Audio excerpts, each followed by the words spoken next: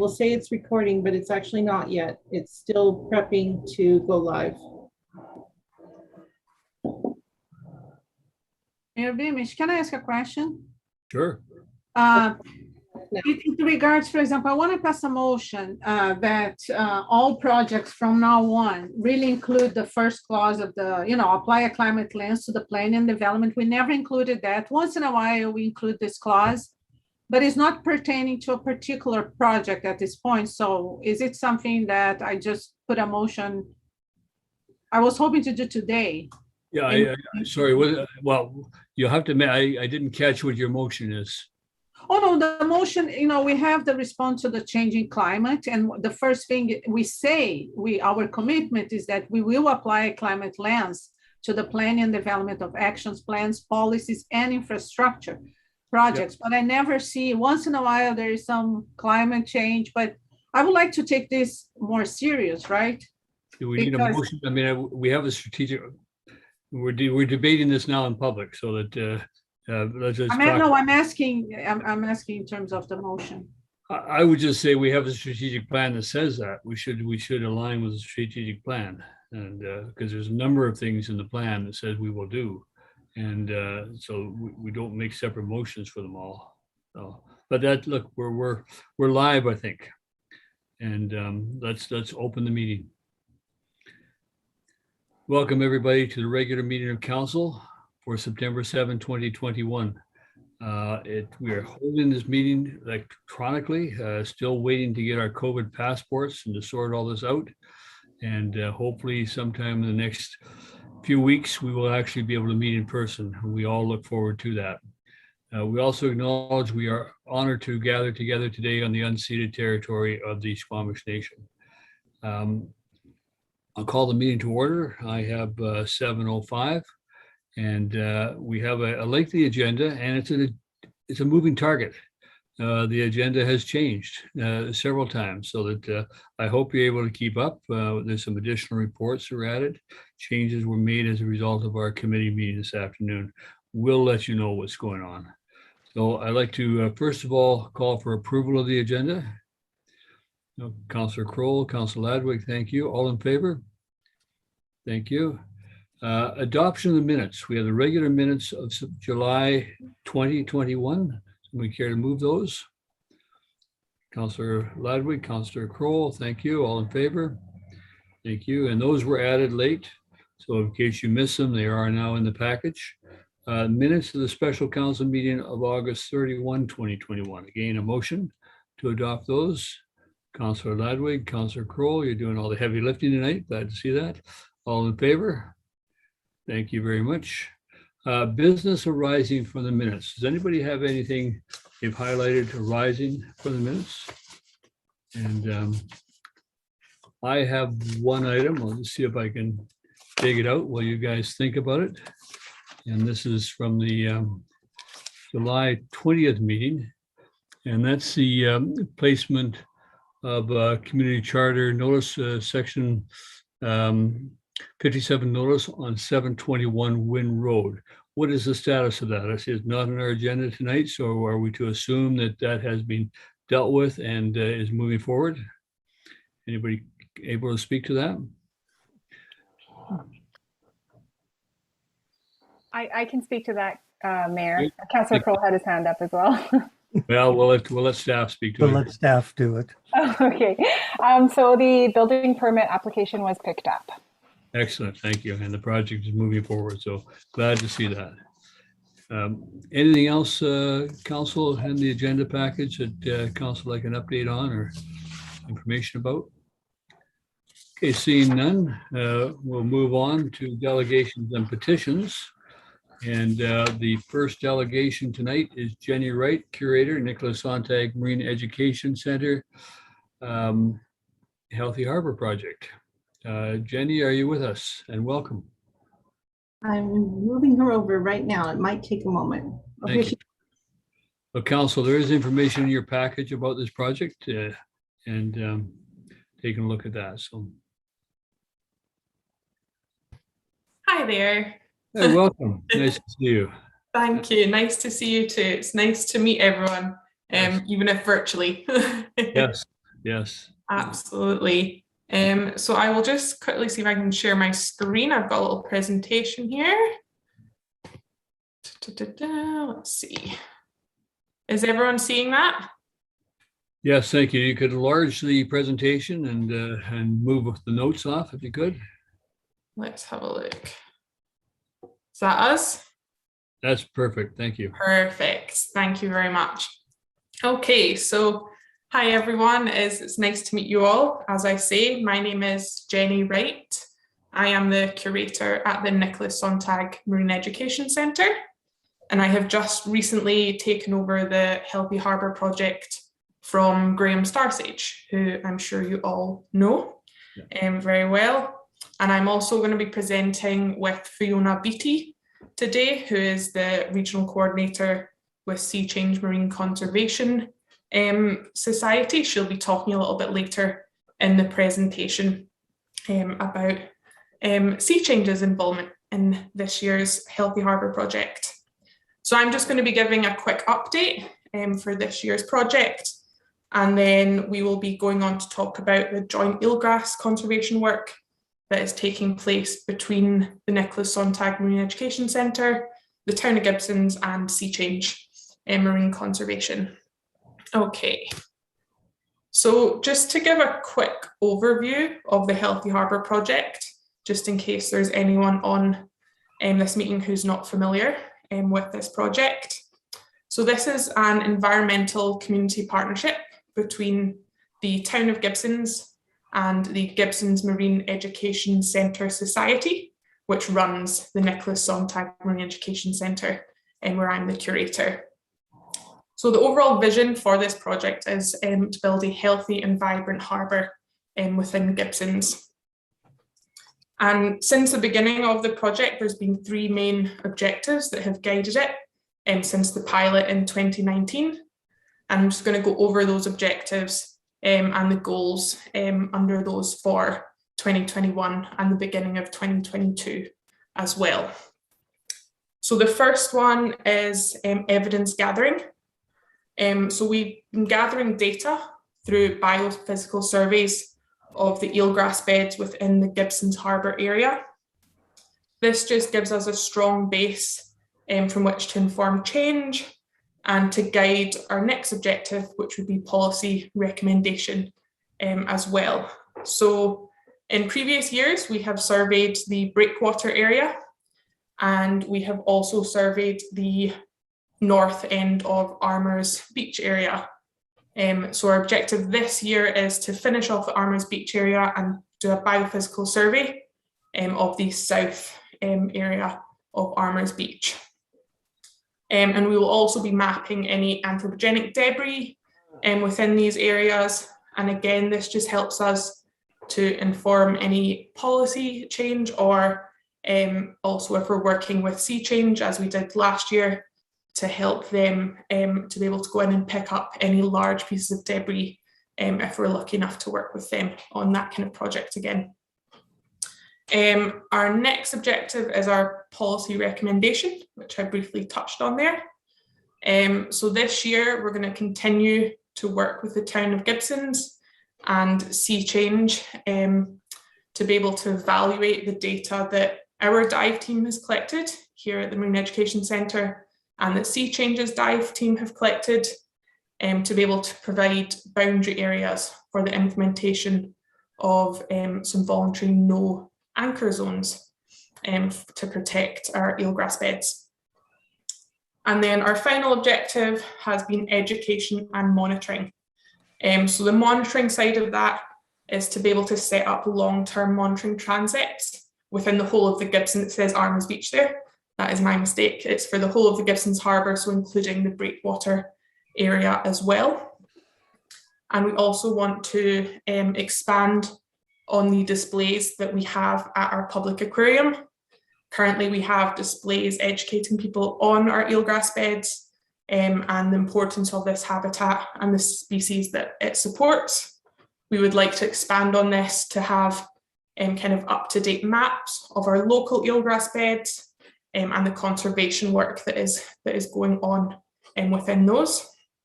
And we've also been working with the Rotary Club of Gibsons this past few months to develop some educational signage regarding various habitats and important marine species within the Howe Sound, one of which is, of course, our eelgrass beds as well.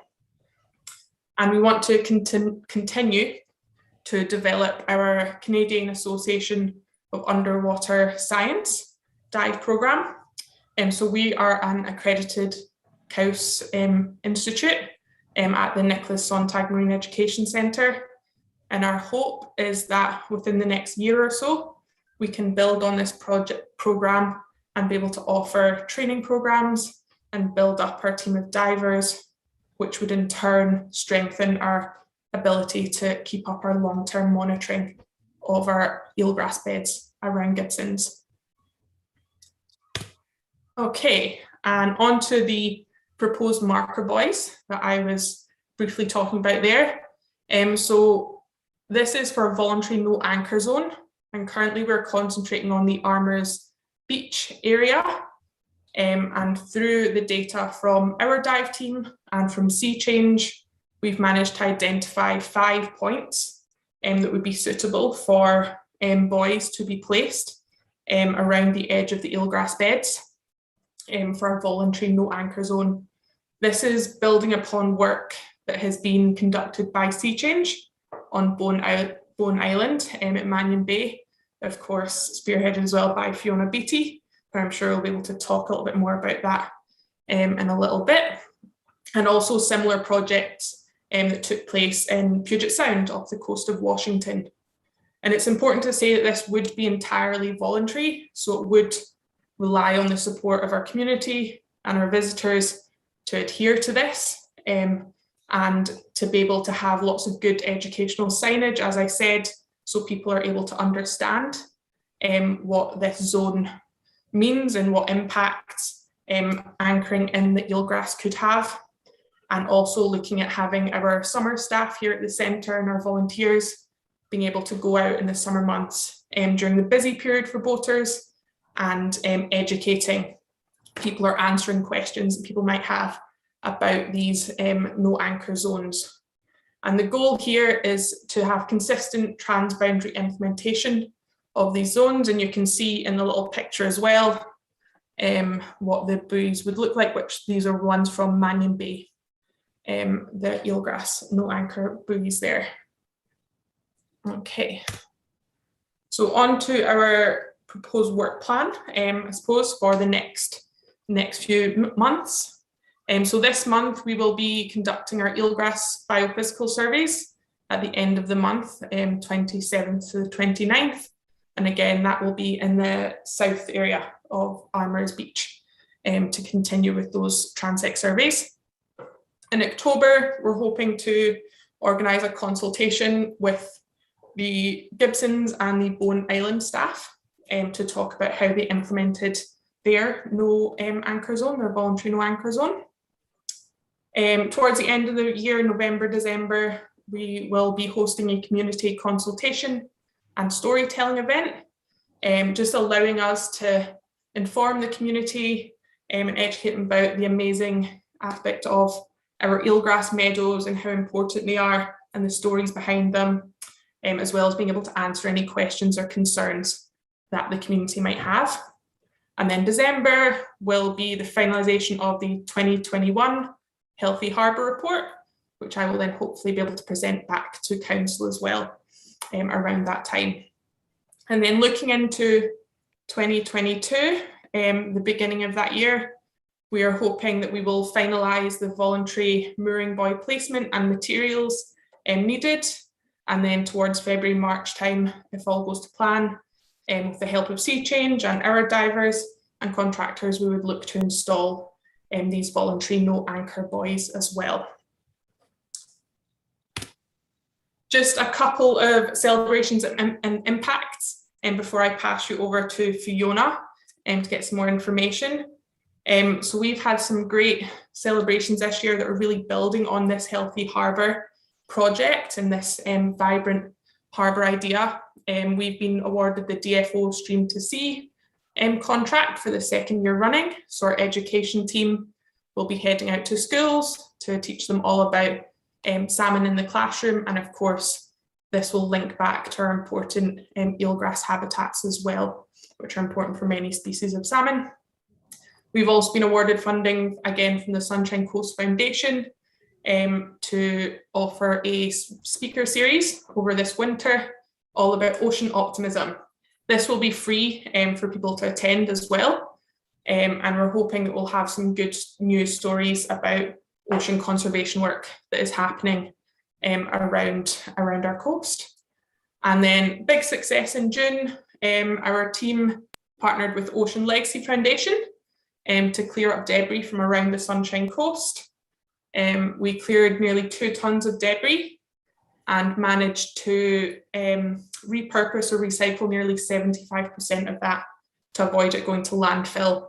And this is really building on last year's cleanup project within the Gibsons Harbour, where our team were out on the shore, clearing up the shore, and our dive team were cleaning up the eelgrass beds and then marking the large debris for sea change to be able to go in and help us remove that as well. So I'm actually going to pass you over to Fiona now to talk a little bit more about that and sea change's involvement with our voluntary no anchor zone as well. Thanks, Jenny. Can you guys hear me okay? Yes, Fiona, thank you. Awesome.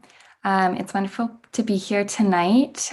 Just as a brief intro, I'm Fiona. I'm the Regional Coordinator for Sea Change's Salish Sea Nearshore Habitat Restoration Project, which has been working in Howe Sound at Cutsum over the last 4 years to improve nearshore habitat quality.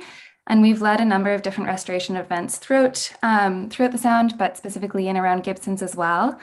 So last year in October, we conducted a subtidal debris removal that built upon the work that Jenny just referenced, with the support of the town of Gibsons, as well as the Gibsons Harbour, the Sunshine Coast Landfill, and BC Parks. We conducted this removal in the Gibsons Harbour and in Plumbers Cove. And in total, we removed 1.75 tons of debris from the seafloor. So this was like the big, chunky garbage that isn't able to be lifted by individual divers. We needed to use a boat with a crane to get it up. And this photo here is an example of some of the debris that we pulled from the Gibsons Harbour. We found a lot of industrial matting. And then if you go to the next slide, Jenny, we also found a bunch of tires, bottles, and just kind of like trash, some old metal stuff, and we saw some sea life that was making use of it as habitat. But in general, this is not stuff that we want to have on the seafloor, and we are happy to be able to pull it out and remove it with your support. And then if you pop to the next slide, here are some of the activities that we're going to be doing in the months to come. Our funding for this project runs out in March of 2022, unfortunately. It was a 5-year project, and we're in our 5th year now. So we're excited to be doing an eelgrass transplant in the Gibsons Harbour this week. Our dive crew just arrived today after a very tumultuous journey because all the ferries were messed up. And we'll be conducting an eelgrass transplant in Gibsons Harbour tomorrow. And then next week, we will be doing a second subtidal debris removal in Plumbers Cove to kind of build upon the work from last year, because there's still debris there. And in fact, there's debris that's been dumped since our transplant, or since our debris removal in October, showing that people are still think of the ocean as a garbage can, which is a little bit unfortunate. I feel like we should have moved past that by now. Additional activities include the community event that Jenny spoke to that we hope to co-host in November. And then in January to March, our dive crew will be returning to hopefully install these no anchor marker buoys. And as Jenny mentioned, we did successfully install 5 of these buoys this past winter in Mannion Bay on Bowen Island. So I'm happy to speak through the implementation process and a little bit of our management plan that we've devised for that community to just fill you in and answer any questions you might have about that project. And that's all from the Sea Change side. Awesome. Yeah, so that is the end of our presentation. So thank you very much for listening. And I've added myself and Fiona's contacts on this slide. If anyone does want to have any follow-up comments that they don't want to say here, please feel free to shoot us a quick email. But I will now stop sharing and move over to if anyone has any questions about the No Anchor Zone or this initiative, we'd be happy to answer them. Well, Jenny and Fiona, thank you both very much for your presentation and for the work that you're doing for our waterfront, for our harbor. And really, really important work. And Jenny, I see earlier this year you had reported on the impact of the heat on crustaceans and the shelf. Is that recovering? Was the eelgrass impacted? How else was the harbor impacted by that heat? Yeah, so Fiona will be able to talk to this a bit as well, but from kind of our surveys and things that we've done, some of the creatures are quite slow to recover. So it mainly affected lots of our bivalves, so our mussels and cockles and things like that. They are just very intertidal species. It just so happened that the heat wave coincided with some extreme low tides. So they were caught out for hours at a time, just kind of cooking in that heat. Luckily, mussels can be quite fast growing. So we're hoping that we will see some recovery of them, but we are still seeing a big shortage because we do use mussels in the aquarium quite a lot. And we are kind of struggling to see many good adult specimens still at the moment. So it has had quite a big impact on the harbour. And they are filter feeders. So they filter our water and keep it clean for us. And without them, it could have an effect on water quality and things as well, which is not great. I'm not sure if Fiona has any other comments on that one. The only other local comment I had were some anecdotal reports that crabs were harder to catch shortly following the heat wave, which may be that they went deeper in the water, but folks have let me know that they seem to be back where they were before. And then, yeah, the water quality issue. We'll probably continue to monitor mussels and whatnot in the years to come because we can expect that these heat waves will continue with climate change. So likely to continue to be changes, but these creatures are resilient, so they are able to recover to a certain extent. One other question, if I may, before council, and that is wasting disease and the impact on starfish and the sea cucumber. Is that being noticed here? So it was noticed here. The kind of major event when it happened, I believe it was 2013 into 2014 that it happened. It was a pandemic for marine creatures, essentially, especially sea stars. And it did affect a large number of our intertidal sea stars and deep water sea stars on the coast. We are starting to see recovery of many of those species. Again, lots of them are really resilient. So we are seeing more of our purple ochre stars, which you used to see everywhere. We're starting to see them come back, and our mottled stars. Unfortunately, there are still some species that are struggling. The large sunflower star that used to be very visible on our coast, unfortunately, has just been put on the critically endangered list, as they think about 90% of the population was wiped out during that period in 2013, 2014. There is still lots of projects and monitoring happening to see if we can help them recover or if they're going to be able to recover on their own, but there's still lots of research to be done on that subject for sure. Thank you. I don't want to monopolize the time. Councillors. Councillor Ladwig. Hi, Fiona. Hi, Jenny. Nice to meet you. Hi. I just wanted to say that I was really excited to see these voluntary buoys going in. I think voluntary measures are really, really effective. It's an efficient way to create change. And so kudos to you. It's a really creative solution to try to change behavior. And I think it's great. So I'm super excited about them. Thank you. On that topic, is there a chance of having voluntary buoys around the breakwater area too, the entrance to the harbor? Is that part of the plan? That is certainly part of the plan. We would love to see that happen. We thought we would concentrate on the Armours area at the moment because there's less kind of commercial traffic and there's no barges essentially mooring there at the moment that we would have to move. So this was our first step, pilot it, see how it goes, see what the reaction is, and then hopefully we'll be able to implement some more no anchor zones as well throughout the harbour. The barges are a concern, as having some way that their anchorage does not scour the bottom. And I think there are alternates to that we need to demonstrate to them. And and look at. So I think that's important. Yeah, definitely. Now, I have a challenge for you both, and maybe for the summer program next year. Later tonight, we're going to be talking about a art program, a Thrive grant application, which is an art walk that will go from Lower Gibsons and around the trails through the town and up the English Trail. And as it gets in the English Trail, the idea is to use wood and different products that are found. Several years ago, when I was wandering the waterfront in New York City, there were sculptures made out of debris that was recovered from the ocean. And it would be very interesting to look at an annual sculpture program with the students or something on the waterfront, comprised of debris or items that have been recovered from the water. So you might think about that when you see some of those interesting sculptural elements being dragged up from the depths. That what would make a good demonstration project on the waterfront as an art project, and it'd be interesting to see. So we'll Absolutely, I love that idea. I will get my thinking cap on. challenge you with that. So, Councillor Diandrad.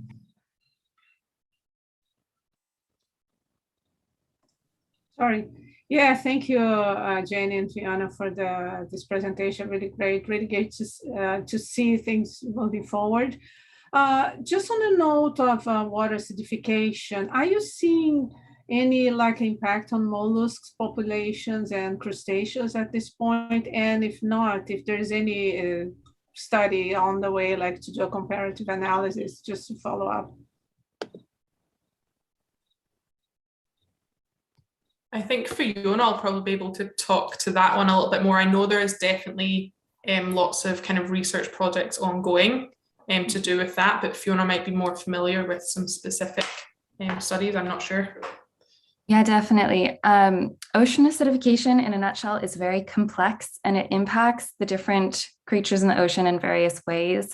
Mollusks and species that calcify and form shells are definitely the most vulnerable to it, because acidification directly impairs their ability to build and maintain their shells, and it's a very energetic process. So we have seen impacts, and those impacts can have commercial implications for shellfish farmers, for example, like oyster farmers and mussel farmers. These industries are being impacted throughout the Salish Sea.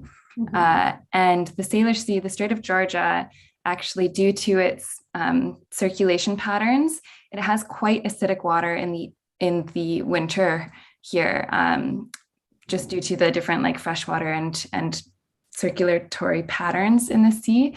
So ocean acidification is probably going to bring this region to quite an intense threshold in the near future during the winter months, which might impact the abilities for shellfish to reproduce, because ocean acidification also tends to impact the juveniles, the baby creatures, more so than the adults, because they have thinner shells. So those are definitely things to watch out for.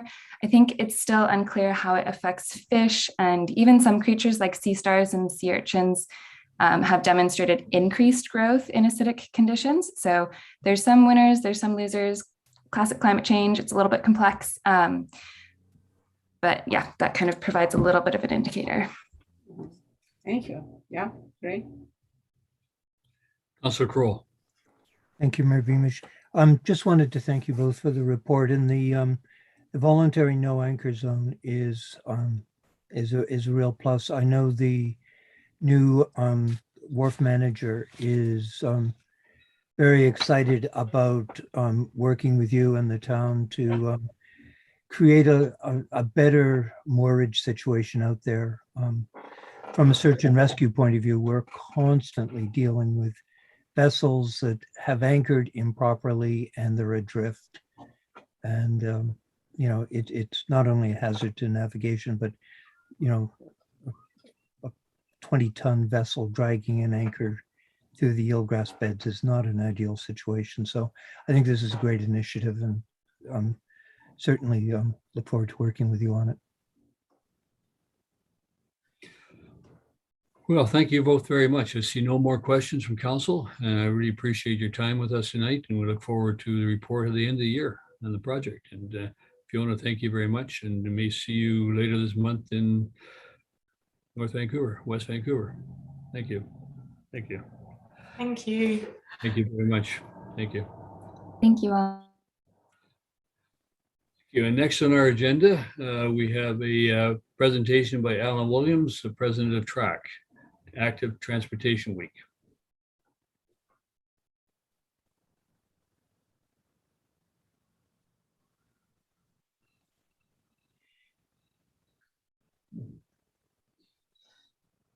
Alan, I see you're there. There you are. Oh, there we go.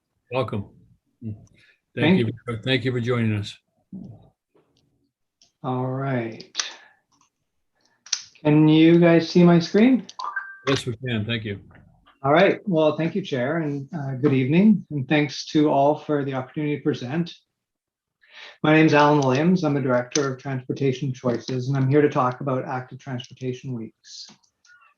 But before I start, for those of you unfamiliar with TRAC, we're an active transportation advocacy group on the Lower Sunshine Coast. Think bikes, buses, pedestrians.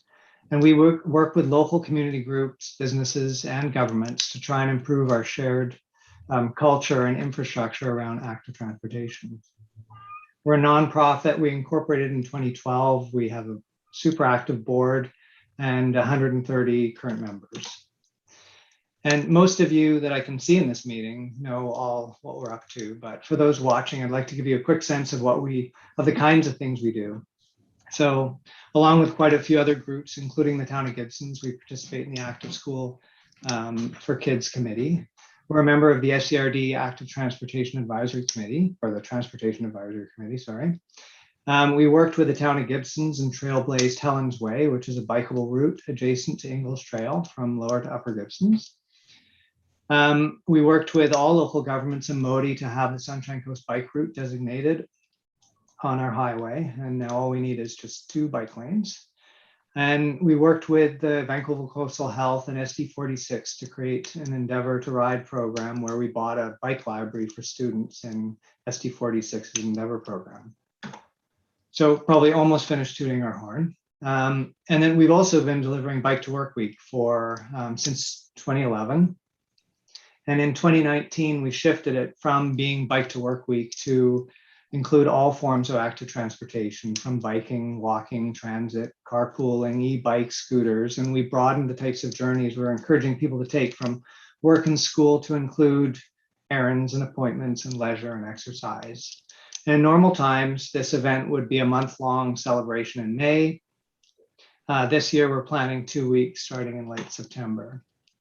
And so the idea is to promote, participate, and celebrate in sustainable transportation on the Sunshine Coast. And to help us deliver this program and sort of encourage some kind of cultural shift, we're asking businesses and individuals and local governments to become part of the event. And so we've got a ton of great events planned. We have 2 Bike to Work Week celebration stations planned for Gibsons, one on Monday and one on Friday.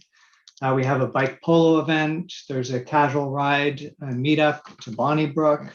We'll be hosting an e-bike meetup in Lower Gibsons for those who want to talk shop about their e-bikes.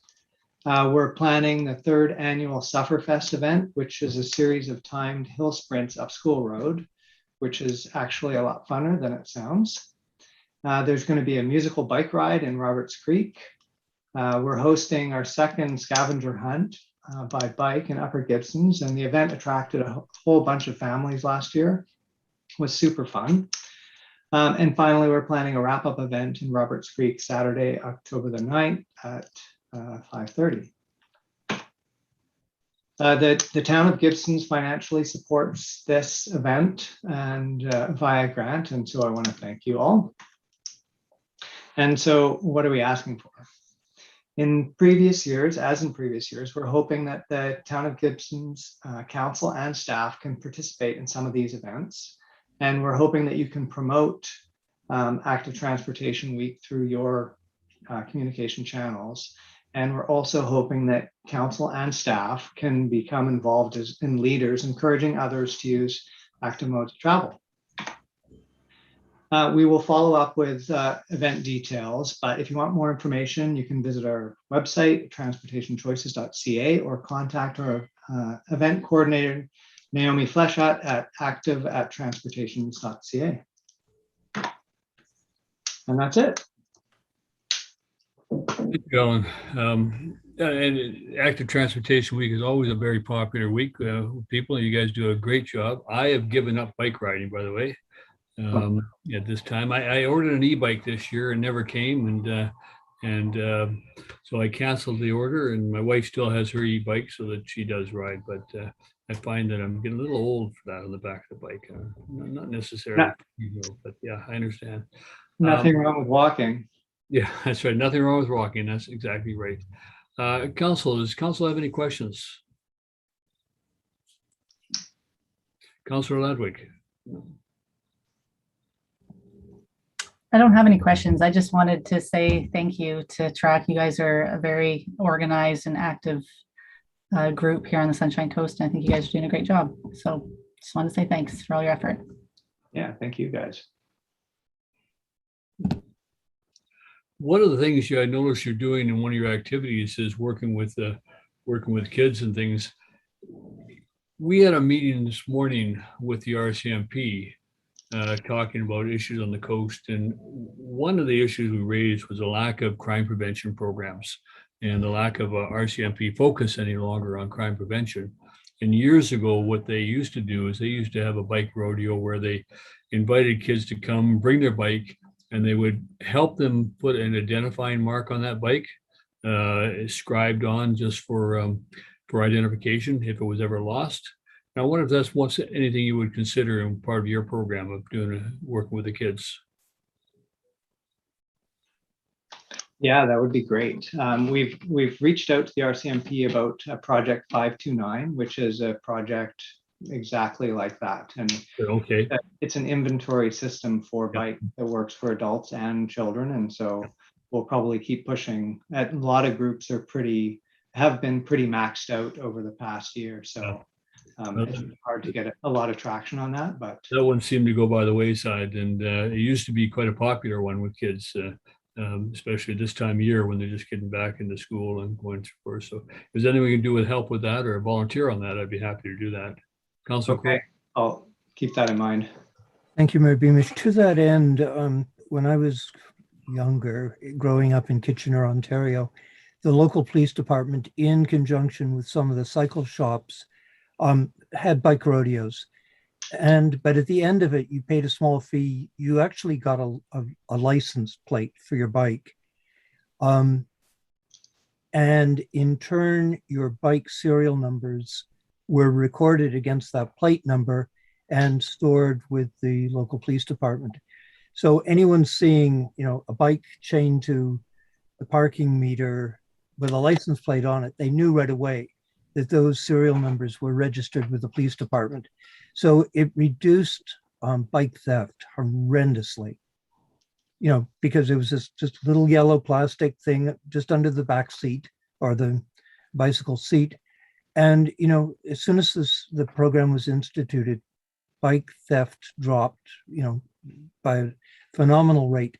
The other thing, the police, in conjunction with the bike shops and these rodeos, did bike safety and, rules of the road for cyclists, which is really important. And I'll just leave it at that. Yeah. Good points on both those things. So the Garage 529 program is something along those lines. And as far as bike training, we have brought bike training to the Sunshine Coast a couple times. It's a big lift, and this upcoming year, Hub will be doing some bike training on the Sunshine Coast with children. So those things are in the works. Alan, there are other ideas out there. I'm sure I have another one I'd share with you, but I don't want to take time tonight. And perhaps we can talk if you give me a shout or give me an email. We can chat. Great.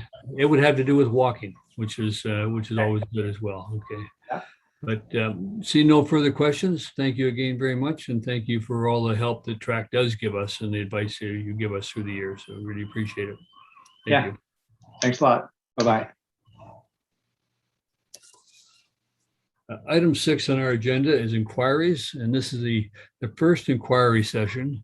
This is inquiries relative to any item that is on this evening's agenda. So if anybody has any questions about the agenda items, it just helps us to focus as we come up, as opposed to asking questions after we've made decisions. So this helps us to consider your interest before we make decisions. So I invite anybody to contact with the corporate officer and make yourself known. Anyone has any questions or comments? Raise your hand. One. Suzanne Singer is joining you.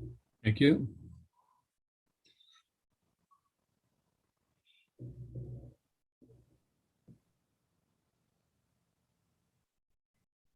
Suzanne, welcome. Hi, so I'm on my phone, so sorry if it's wonky with the video. I'm just curious about item 7.2.2 on the agenda, the Holland Lands mapping of Gibson's aquifer, basically under Holland Park. So this is kind of a new item that sort of sprung up with this, with the interim CAO sort of exploring this Holland Lands revite project. And so while I love the idea of more mapping of the aquifer, I'm just sort of curious, you know, is this going to tie in with the waterline study?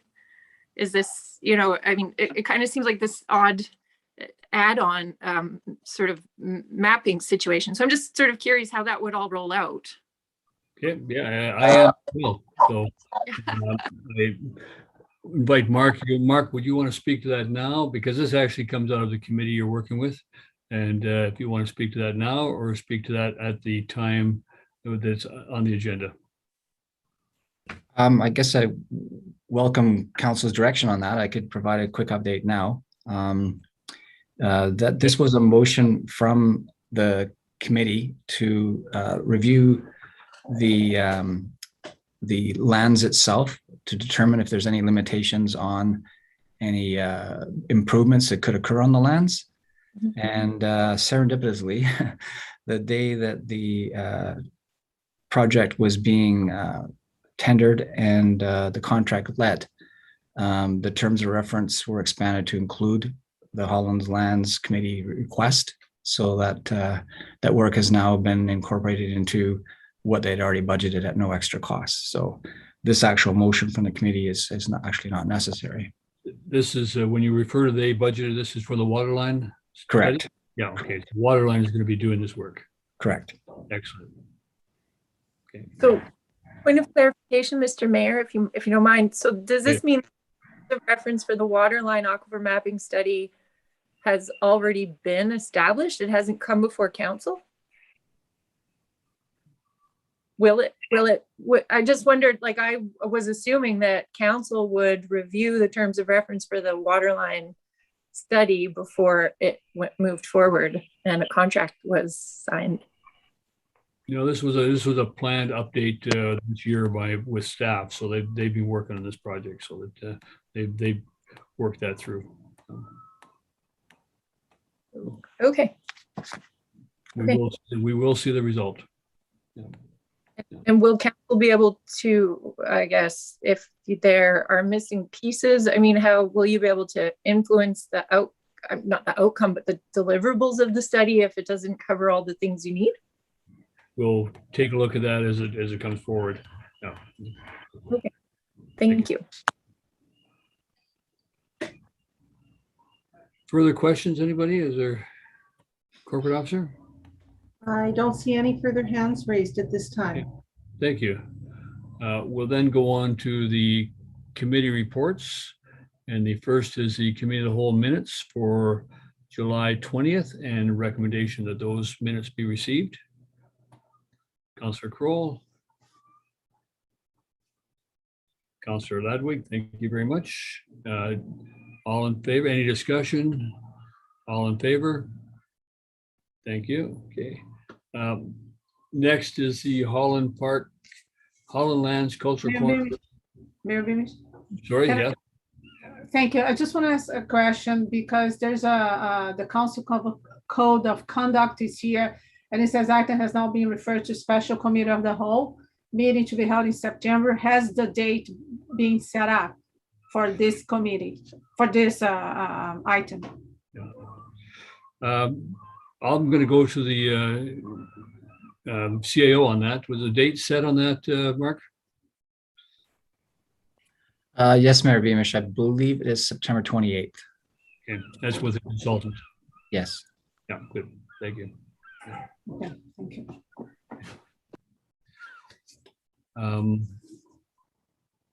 Okay, so we'll go back to 7.2 then, Holland Lands Coastal Corner Revitalization Select Committee. This is the minutes of that committee and recommendation arising from those minutes. Who's going to report on that, Mark? Is that you? Unless Councillor Ladwig wants to proceed.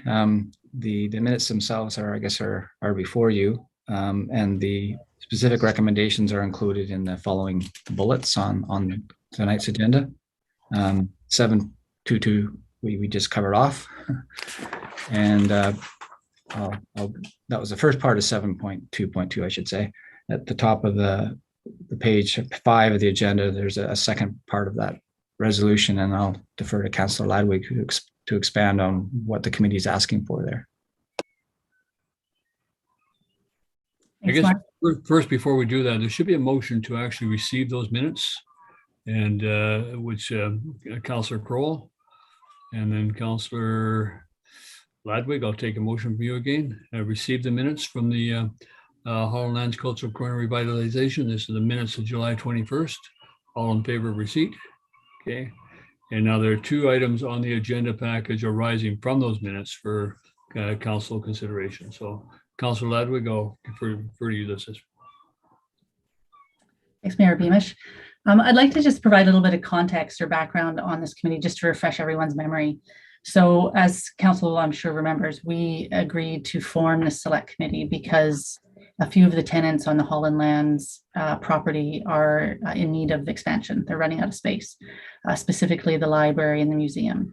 And so while both of those tenants are experiencing this space limitation, we on council decided, instead of having these groups approach their expansions individually, maybe this was an opportunity for us to look at the entire Holland Lands property and see if we could revitalize this area and make it more valuable to the community from not only a cultural perspective, but a biological perspective, from an ecosystem perspective, because let's face it, a hill of grass isn't doing a lot from a biological diversity perspective, as well as an economic perspective and a tourist attraction, that whole kind of concept.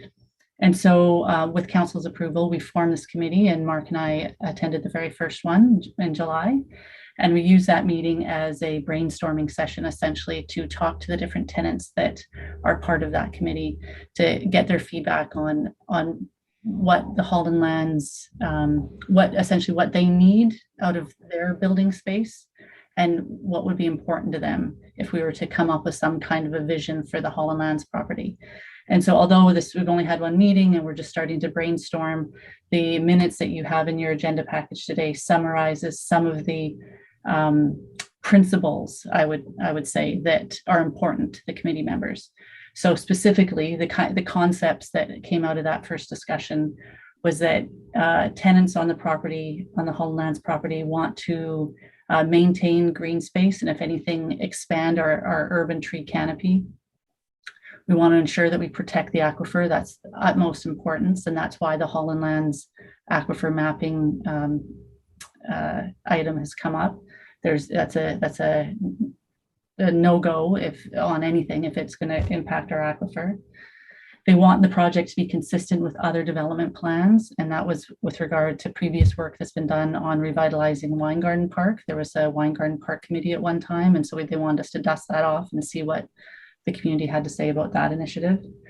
They want to see better pathways connecting all the different services, all the different buildings that are currently operating on the Holland Lands. So, nice pathways connecting the library and the museum and the SCRD building and things like that, and the visitor center. They wanted to see increased market or commercial space, perhaps along the bottom of Gower Point Road, similar to where we have the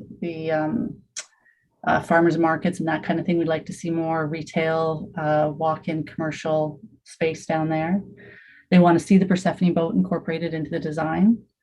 There was a suggestion that we think about possibly curving, and this is, big picture brainstorming ideas, but curving Gower Point Road to better accommodate the parking and kind of connect the two sides of the Gower Point Road property, that being Holland Lands and Wine Garden Park. And it was just, comments made from different committee members about the need for additional space, including the Huckleberry Childcare. They desperately need more space for childcare.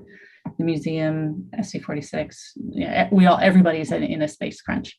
So those are kind of the principles that came out of our last discussion, and we're going to be meeting again tomorrow to start to refine what those principles and concepts might look like from a, just to try to flesh it out more. So I just wanted to give people the background and context that that's what's being discussed. Excellent. Then.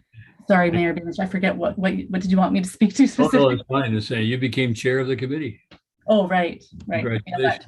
Yeah.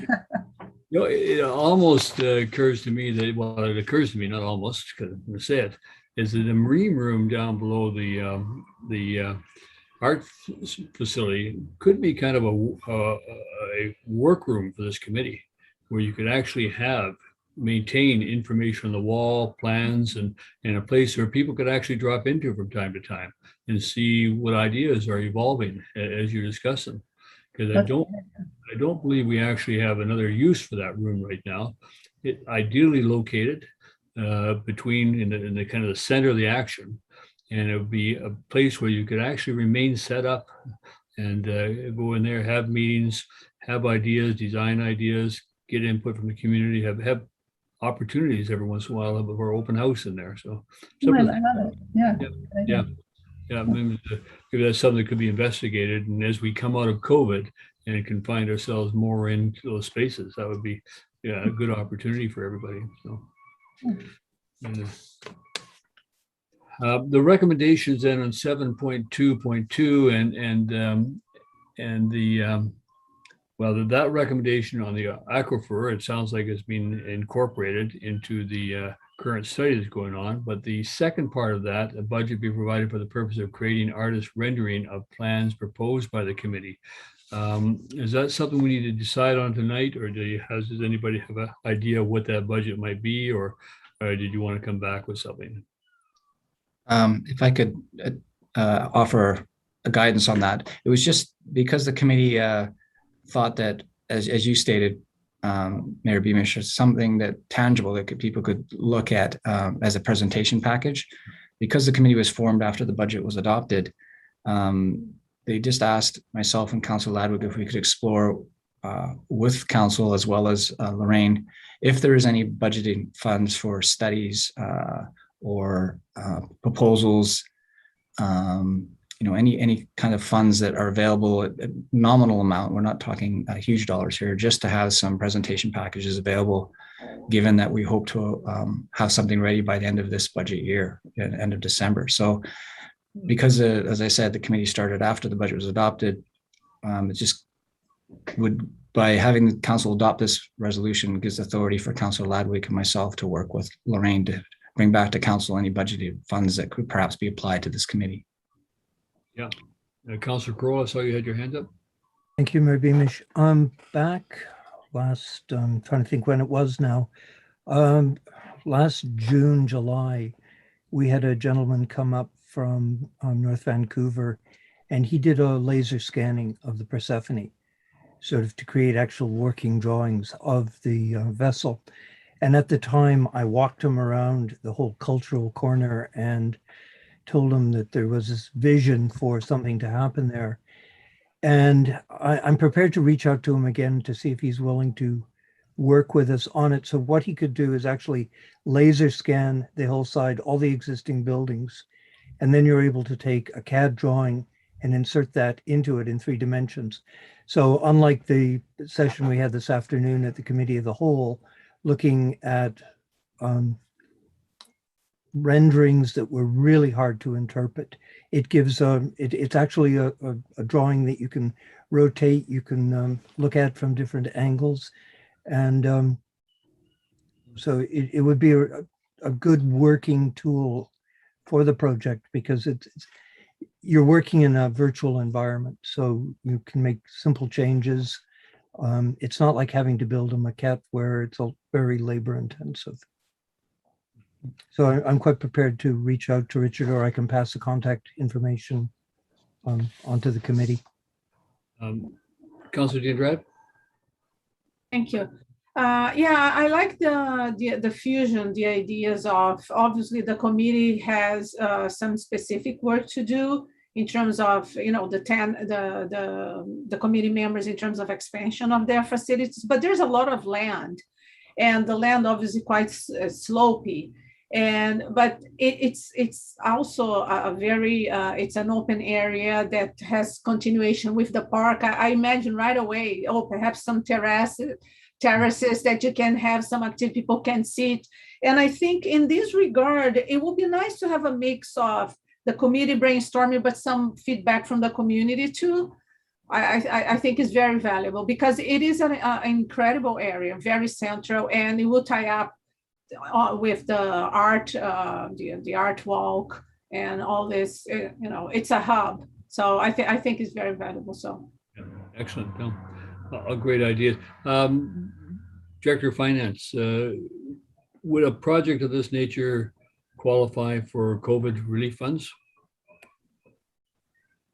I'm not sure about the COVID relief funds. Possibly one area in the general operations budget that it would suit is we have a general provision for other professional services, and we have a general provision amount in there that is open for when items come up. And to me, that's the best fit for these funds. It would, of course, depend on what the amount is, but I would work with the CAO to see if it would fit there. And if it didn't, we could come back and I could suggest other areas.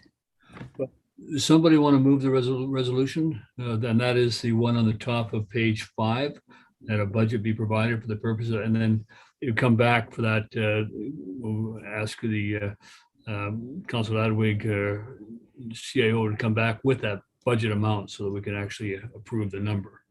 So you'll move the resolution, Councilor Crowell, and second by Councilor Diandrad. Thank you. So any further discussion on that? Move this on. All in favor? Thank you very much. Exciting to see a project moving forward. It's really good. And putting some of the plans up on the wall of a war room, putting some of the renderings of the Persephone so that people can see it, and that just creates buzz and creates excitement when people have that. You could even put some of the old ideas for Holland Park, and that will create even more buzz. Don't go there. But yeah, thank you for that. It's exciting to see that move forward. Okay. Next is 7.2.3 Sunshine Coast Regional District assets on Town of Gibson's property. And there's a recommendation also coming out of the committee that town directs staff to provide Holland Lands Committee with a summary of how funding is applied to an SCRD asset located on town-owned property, and the details of any financial limitations or implications for the expansion of the SCRD asset on town property using town funds be included in the summary. So this, I'm assuming you're talking about the library and the museum to which we are contributors jointly with Area F and Area E, and then we also own the land that they're sited on. So I understand the question. Does anybody not understand the question? Or CIO, do you have a comment? Just to provide some further background, exactly as you said, Mr. Mayor, this committee, as you know, can only do work as approved by council. So before staff time is expended on answering these questions, Mr. McKinley from the CAO of the SCRD and myself, on behalf of the town, had requested that council direction be provided to authorize staff time to come up with these numbers with the two respective local governments. Yeah, yeah. Who's got lots of time on her hands is Rebecca, corporate officer. That's correct. No, I'm sure you'll find somebody, and thank you for that. So yeah, I think that's a good idea, and I appreciate your following through in this process. So does somebody care to make the recommendation? Councillor Crowell and Councillor Diandrad again. Any further discussion on that? Councillor Diendrath, go ahead. Just a reminder to consider climate change in all the planning, please. There you In go. every aspect of climate change. This Good is idea. serious. Good idea. Yeah, thank you.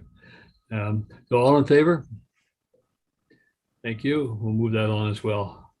The next one is comes to committee that I chair, and this is the Thrive Grant application for the Gibsons Art Walk.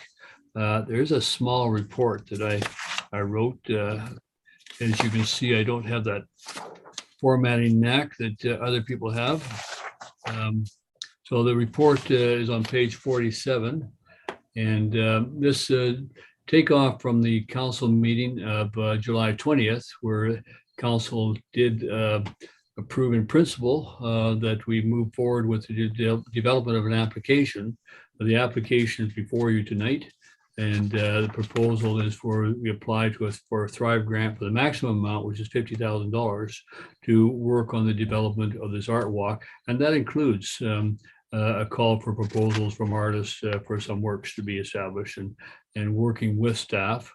The resolution does actually require a signing authority for the Gibson Public Art Advisory Committee, ICT Thrive Grant application, and a officer. These are officer positions to be appointed as a primary contact for the Gibson Public Arts Thrive Grant. My suggestion in terms of signing authority would be probably the treasurer, director of finance rather, and in terms of the primary contact, it makes sense. Manny was shepherding this project. He was my staff person in the wings. So when we had a meeting, because we were COVID, we weren't meeting directly. He was available either on the meetings or available on the telephone. So Mark has said that he would be prepared to do that. And so is a corporate officer. I know the corporate officer is overwhelmed with stuff, and I don't want to add to her load. So I would recommend that it be identified as the chief administrative officer be appointed as a primary contact for the Art Committee Thrive Grant, and we work with us on that. If they're agreeable to that, and I haven't talked to them in advance, but I also happy to answer any questions about the grant application itself. And let me just check the list and see if any of the members of my committee were able to join us. No, there's no other members of the committee, so you get me. So Councillor Kroll. Thank you, Mayor Beamish. I noticed in section 6 with the budget breakdown, one of the things is signage. And with the area that the project is encompassing, it would include areas that have been discussed as being part of the healing forest. So I just ask that signage relating to that be incorporated into this project, so there's a little more cohesive look to things. Connection makes good sense. Yeah, thank you. Other questions? Comfortable with the grant? I thought that Stuart did a great job pulling together some examples of art from other areas that was kind of locally constructed and made of forest items and things of that nature. And that's why I suggested some of the interesting things that could come forward would be, something on the something from the ocean, on the foreshore, and things of this nature. So the recommendations then is that the Gibson Public Art Advisory Committee Island Coastal Economic Thrive Grant application for a Gibson Public Art Path be endorsed by council, and that the Director of Finance be appointed as signing authority for the Gibson Public Art Advisory Committee Thrive Grant application, and further that the Chief Administrative Officer be appointed as a primary contact for the Gibson's Public Art Advisory Committee ICT Thrive Grant. And we are looking for additional, there's been requests for additional letters of support. We have some on the package already, but we will be receiving others. This has to be submitted by the 13th, I believe. So somebody care to move the resolutions? Councillor Ladwig, I'll take you. Councillor Kroll. Boy, you guys are doing the work tonight. Thank you very much. Any discussion of this project? Exciting project if it goes forward. So all in favor? Thank you. And thank you very much. And Yeah, it's really good to see that we have these committees going on. Councilor D'Andrade on Tree Committee, Councilor Ladwig on Holland Parks, myself, Councilor Kroll on the Persephone, and we are going to find something for Councilor Lumley to do, maybe later tonight, we'll see. Okay, thank you. So moving on the agenda, we have the Committee of the Whole of September 7, 2021. First item on that is a rezoning and form and character development permit for cluster residential development at 834 Park Road. And the recommendation is that the zoning amendments be forwarded to council for first and second readings. That came out of the meeting. And the electronic public hearing be scheduled to begin at 6 p.m. on September 1, 2021. And further, the committee provide preliminary comments in the form of character. So this did go through today. And so really we're setting the meeting date, time for the public hearing. And these are the recommendations coming out for the committee. So if somebody move those recommendations as council, then we're home free. Councilor Lumley, thank you. Councilor Kroll, seconded. Any further discussion of this project? You're all familiar with which this one is. And perhaps there could be some reassessment of the need for that road at the top end of this project. If we talk about that at the later on. I won't be at this particular meeting, so Councilor D'Andrade will be chairing the public hearing and council next week as well, at this 21st. So all in favor? Yeah, opposed? Councilor D'Andrade? And Mayor, I would like just to clarify, I'm not opposed to the project necessarily. I'm just concerned that to approve any density before I receive the results from the water line study. And that's my biggest concern. I don't feel comfortable at this point, so. Thank you. Thank you. That was moved and approved. And then the next one is 7.4.2, rezoning and form and character development permit for cluster residential development and proposed lots 37 and 38 Celia Crescent. This one, the recommendation on this is that the Director of Planning report titled rezoning form and character for the lots was referred to the September 21st Committee of the Whole meeting for the purpose of requesting additional information from the Ministry of Transportation and Infrastructure regarding emergency vehicle access to Reed Road and to consider the possibility and timing of a traffic study. And that was a recommendation coming out. Somebody like to move that? Councilor, I'm seeing head shaking. Don't want to move it or don't want it to go ahead. Okay, Councilor Lumley moved it, seconded by Councilor Kroll. Discussion. Councilor Ladwig. It's just how it's worded. I mean, I understand that your primary concern, Mayor Beamish, was about emergency vehicle access. But I think the way it's written right now, anyone could argue that there already is emergency vehicle access to Reed Road. Actually, my primary concern was the ability of residents to get out in a timely manner in an emergency.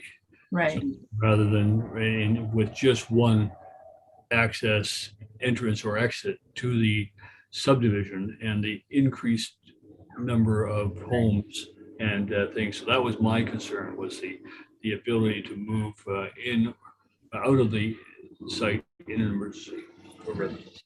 Which essentially just would require a second access. A second access, that's correct. Yeah. So I just think we need to work on the wording a little bit. Well, the fact that the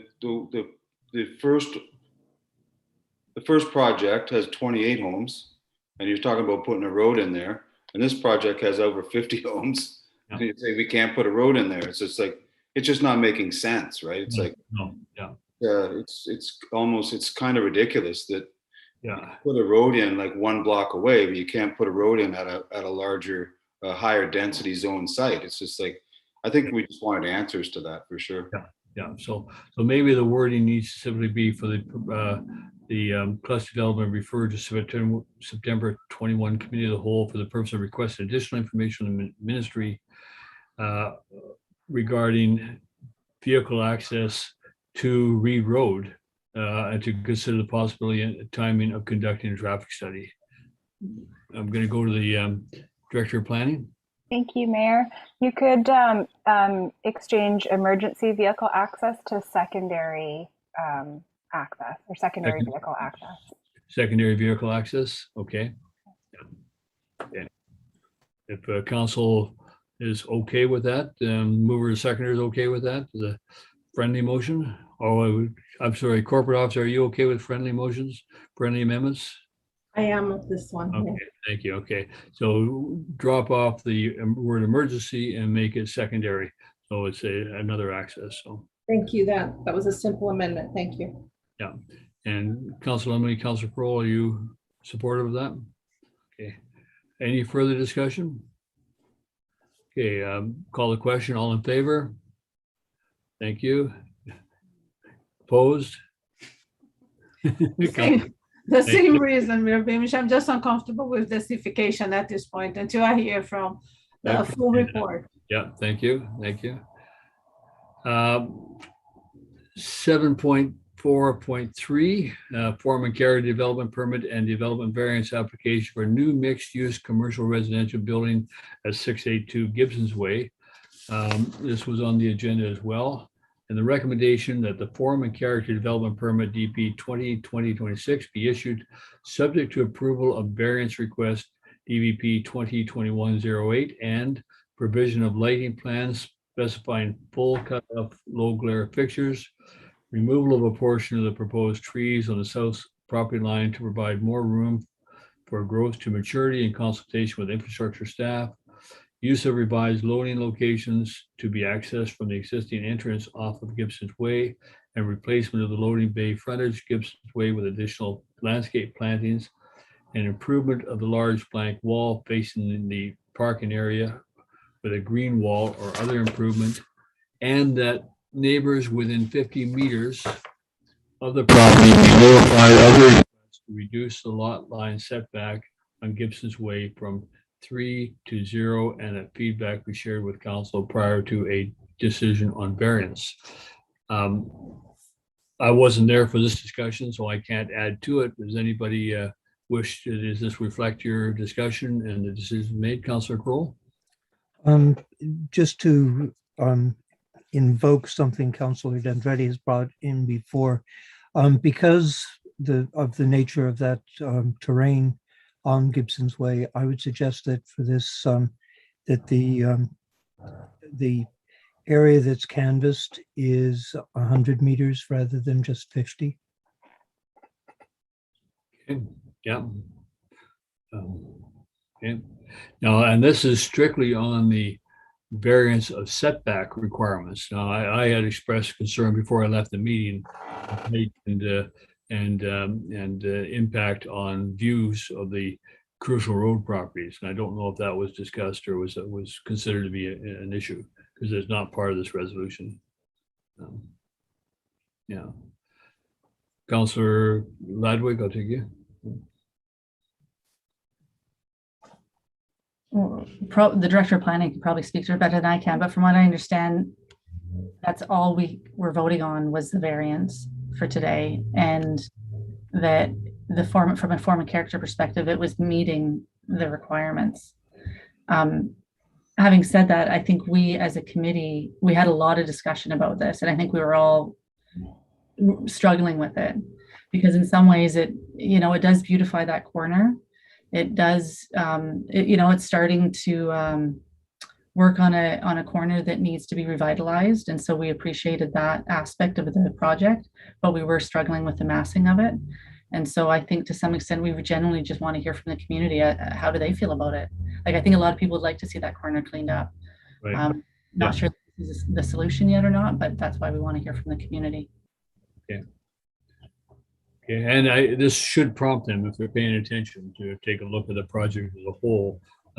I don't know, in terms of when we go out to the community with a referral on the variance application, how much detail do they receive? Director of Plan, do they receive a visual of the project and information about it, or is there just a note asking them, do they object to a change in setback from the proposed project? Yeah, we typically write like a one-page letter, so it's very high level, and we add a link to all the staff reports and the visuals. So it would be, if somebody was interested, it would be up to them to call the town or go online and look at the detailed staff report. But we just typically do a site plan and a detail of the variance. So in this case, the variance request is a setback relaxation, a front setback relaxation. Thank you. Councilor Lumley, you had your hand up.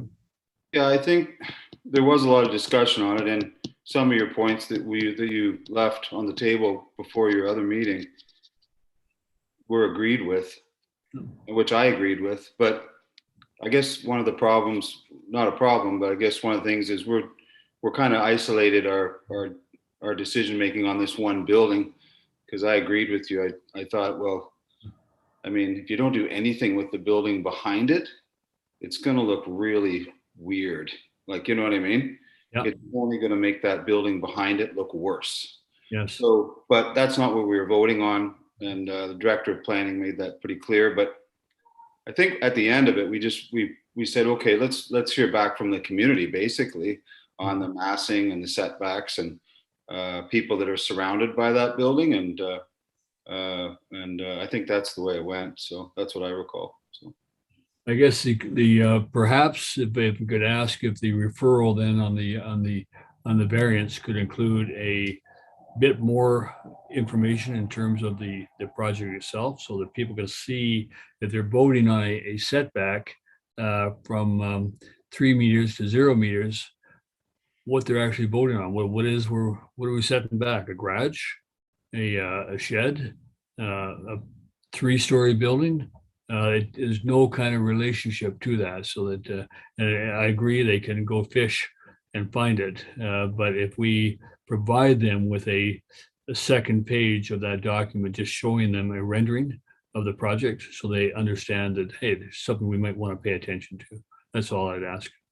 So, okay, I'll go to the director of plan and then to Councilor Dindred. Yeah. Thank you, Mayor. That's a very simple addition. So we can absolutely include that information in the letter. We can add a rendering and we can talk about the height, the 3-story mixed use development. Thank you very much. Councilor Dindred? I think what I'm struggling with this development is because other developments, at least you can see, because obviously when you see in relationship to the other, to the neighbor, to other buildings on the same size of on the road, you feel like, well, maybe it's possible, but at the same time the massing. So what I would like really ideally is a 3D, but not a 3D. He presented a 3D, but it was black and white and was just lines, and the buildings on the side were not really proportionally. So I think, to me in particular, and I'm still not too comfortable because I cannot see the full thing. So if he provided in relationship with all, I can understand that could be a little bit expensive, yeah. But I don't know if he's really interested in going ahead. I mean, my vote even depend on this, right? Because if I see and I feel really comfortable, I still don't feel comfortable. We moved because we didn't have time at this point, and he said he was going to send some drawings, but I don't know how other people will feel. I still don't feel too comfortable because of the massing.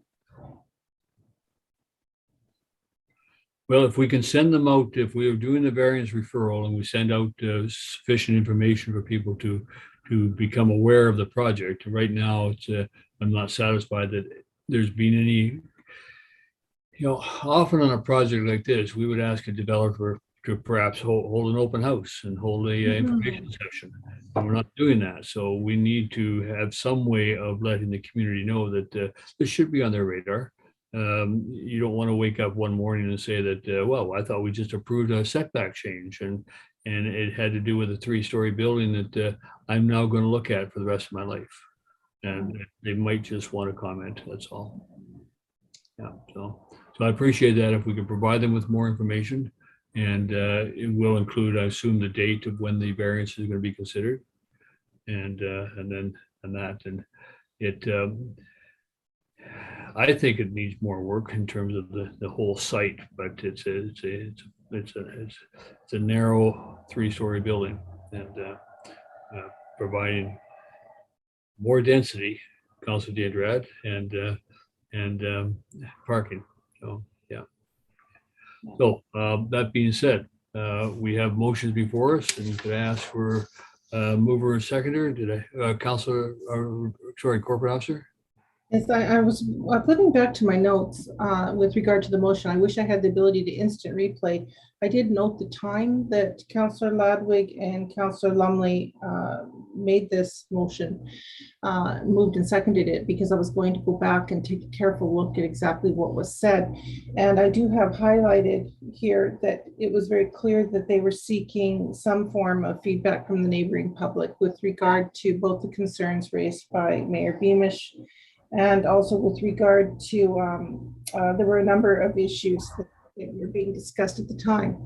I don't have the ability to remember the motion exactly, and that's why I noted that I wanted to look at it. So I just wanted to raise that the recommendation as it is here doesn't fully capture what the committee of the whole was actually recommending up to council at the time. But again, without some chance to look at the recording and clarify it, I can't tell you exactly what it was, but this doesn't quite capture what was recommended by the committee of the whole.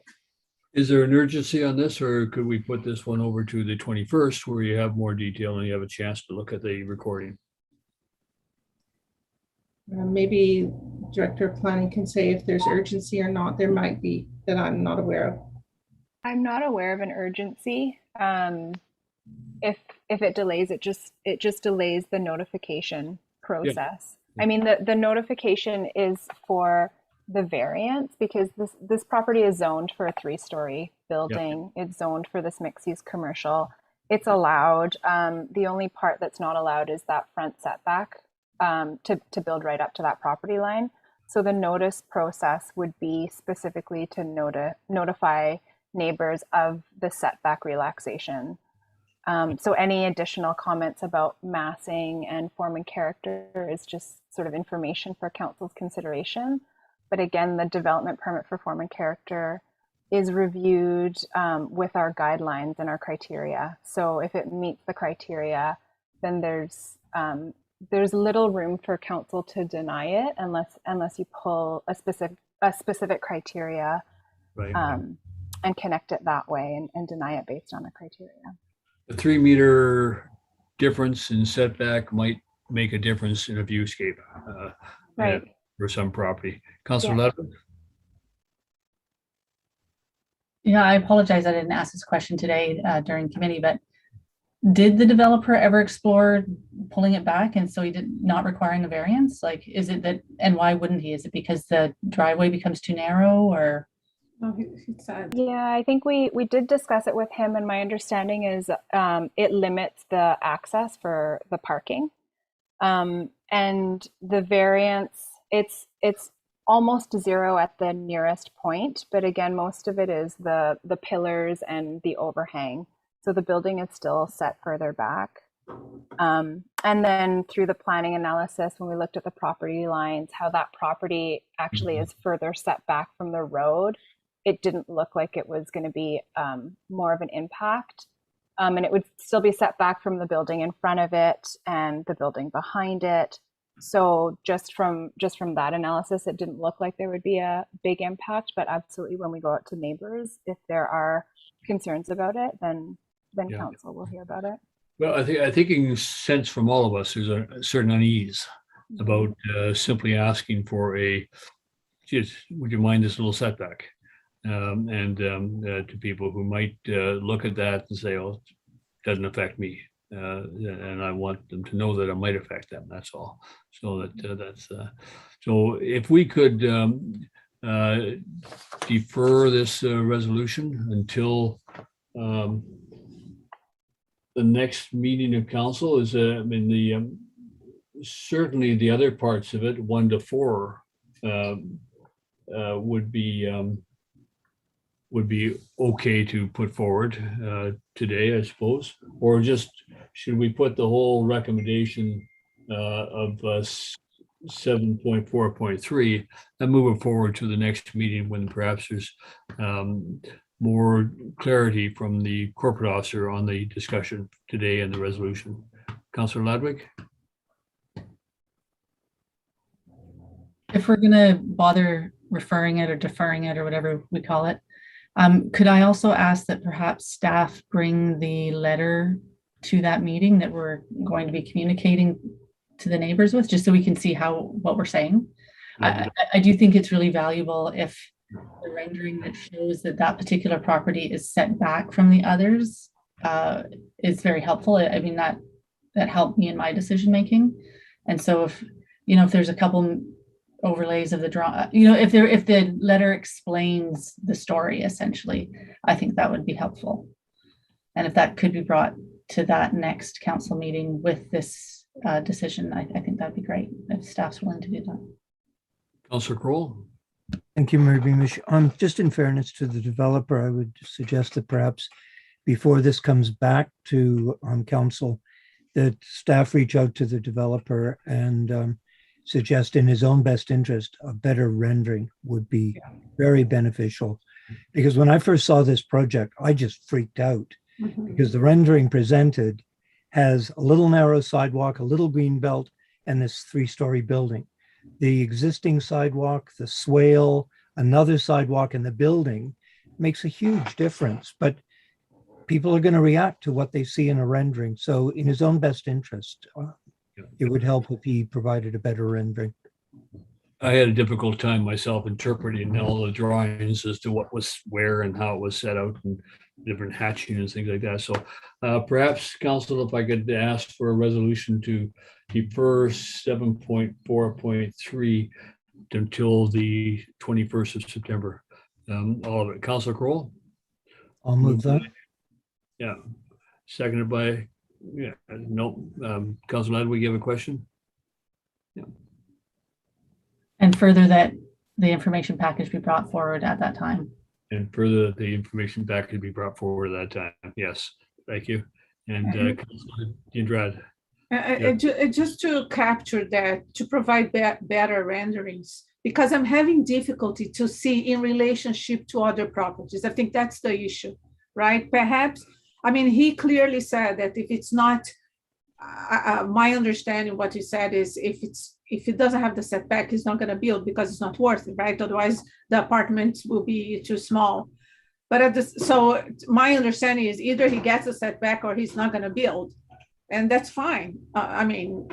But we need to understand. I want to, I know he's not asking for higher density in a way because he has the right. So that's why I'm not going after the density.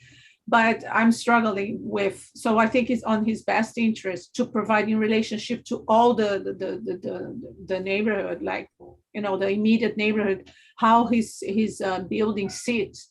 And all the angles, like a good 3D. That's what is missing.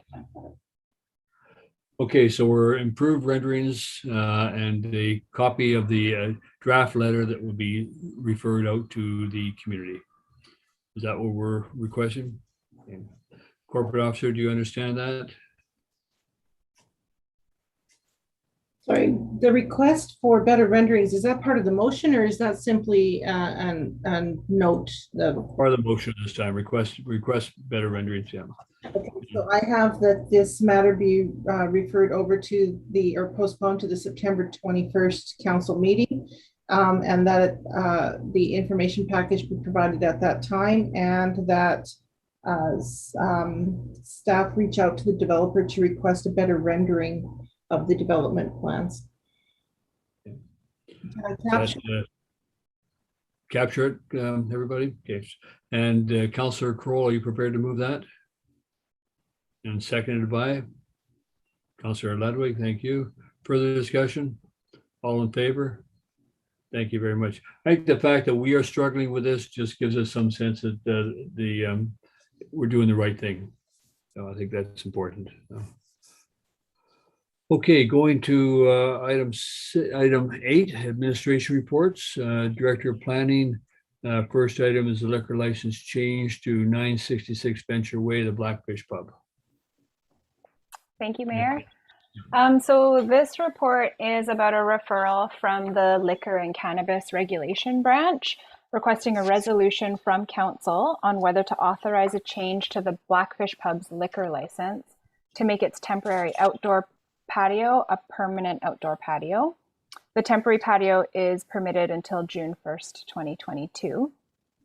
So the notice process included two notices in the newspaper on August 20th and 27th, and letters were delivered to owners and tenants within 100 meters from the property. Notices advised of the type of license change, the date of tonight's council meeting, and an invitation for public comment. So we received two submissions in opposition due to concerns over noise. So tonight, council may authorize the license change, support a temporary license change for up to 1 year rather than a permanent change, or deny the license change. And just a reminder, the license change is to make the temporary outdoor patio permanent. So once council passes a resolution, staff will forward the resolution to the Liquor and Cannabis Regulation Branch for their consideration. Thank you. Council, what's your wishes? Councillor Ladwig. Can I just ask a quick question? Okay. Questions, yes. How late is the Blackfish Pub opened? Or open? Like how late do they stay open? Do we know? And how, like how, if we are approving this, what are we approving? Like how late?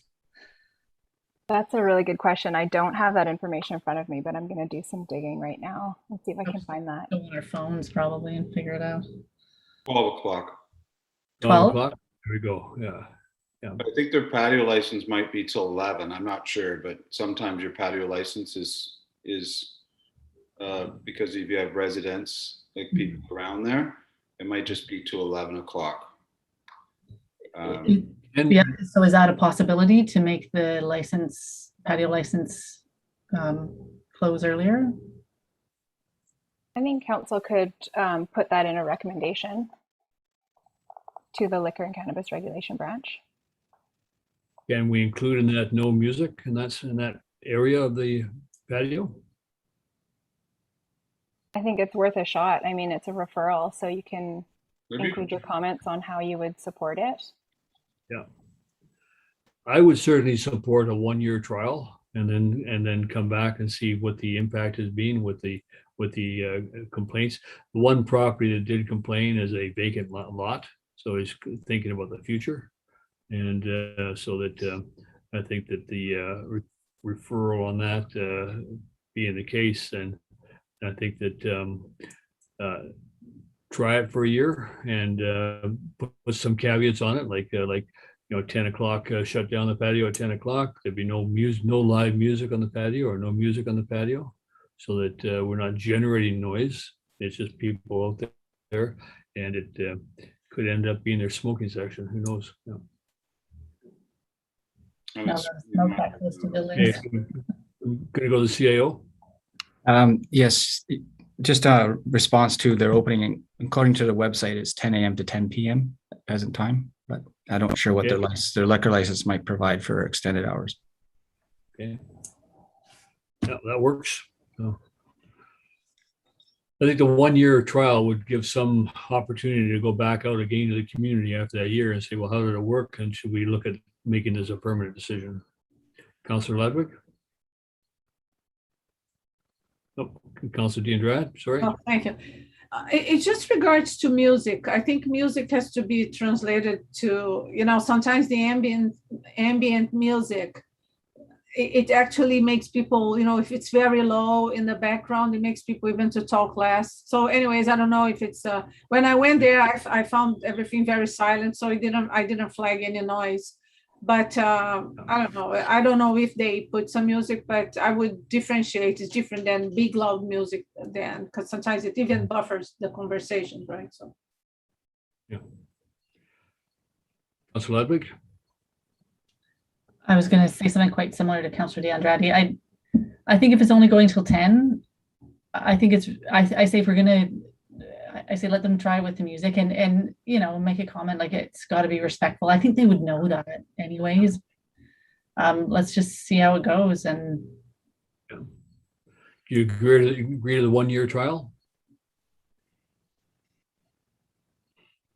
I'm all for outdoor patios. I like them. So I say I think we should approve it personally. But I mean, does that, especially if it's closing at 10, you know, if it was going till midnight, I think that would, you know, but if it's liquor license till midnight, I guarantee you. Like whatever I can put whatever hours I want on my website. Yeah. It's got nothing to do with serving liquor or alcohol. Whether or not a manager's there or an owner, I doubt the owner's there that often. It's, you know, you're putting in the hands of, like, you know, staff, you know, which right.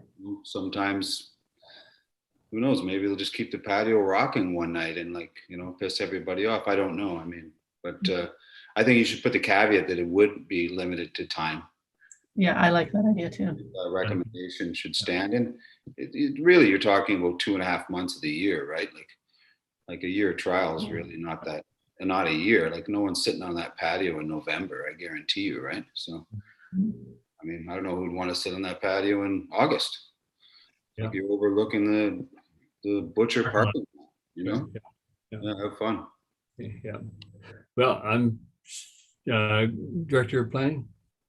There is a recommendation that the mayor offers the opportunity for the public to speak before passing resolution. So Thank you. I read that. I just got too involved in the conversation.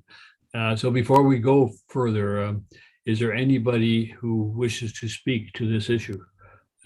Please make yourself known to the corporate officer.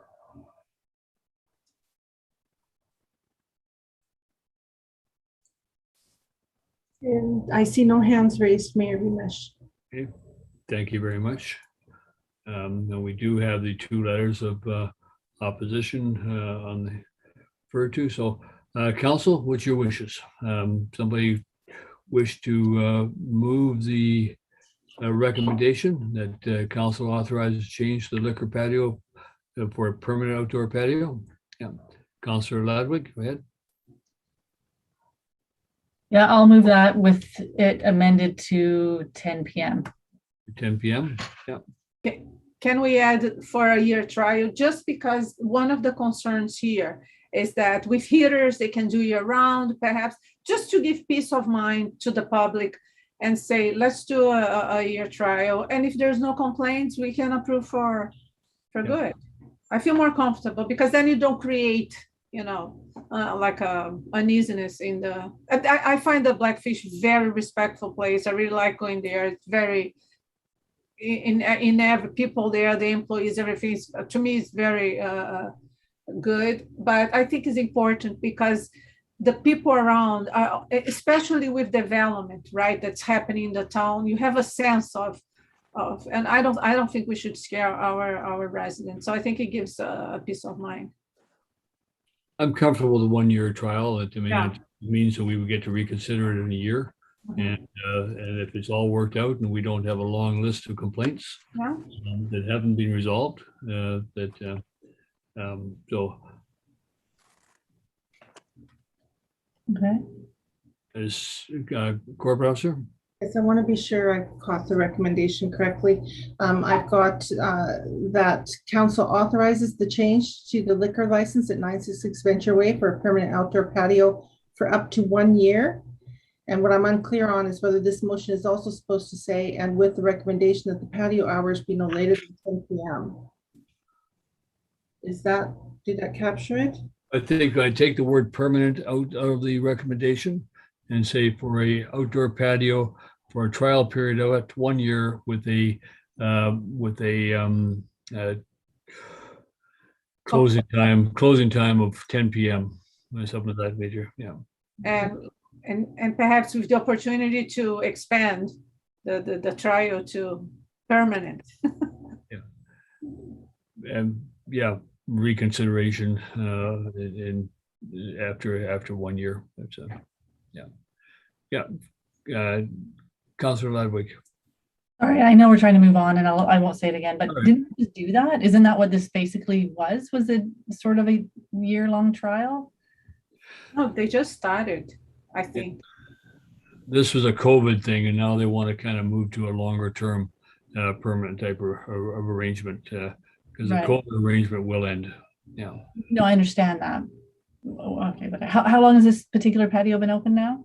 Not long? Is that 2 months. okay? All right. For quite a while. I don't go there. That I go there once in a while, but my understanding it's just like 2 months, maybe. It's not for too long. I'll try find it really quickly. Yeah. I mean, the patio is approved until the temporary patio is approved to June 1st, 2022. And it was supposed to close, it was supposed to expire October 31st, but they have extended it again, the liquor license, for applicants that want to apply for a permanent change. So it's been there for a while, but I don't know the exact number of months. So we're actually only approving something that might run 2 months beyond the provincial approval. Yeah, I guess it depends on when the 1 year is counted from, like when they receive it and when they process it. So you could say 1 year from July 1st, 2022. So basically from the date it expires. Yeah. May I suggest this comes back? This is not urgent. They have the license until, why don't we figure out all this and we discuss this next council meeting without guessing? You're going to have an awful lot of other things to discuss next council meeting as well. So I think now we're building a new agenda here. Mark, you identified. Yeah, I was just going to comment as the director of planning commented, just to confirm that the 1 year start and end date would be either November 1st of 2021 or June of 2022. So we don't know. And you're giving me new information to say that they're already approved until next year, which means I'm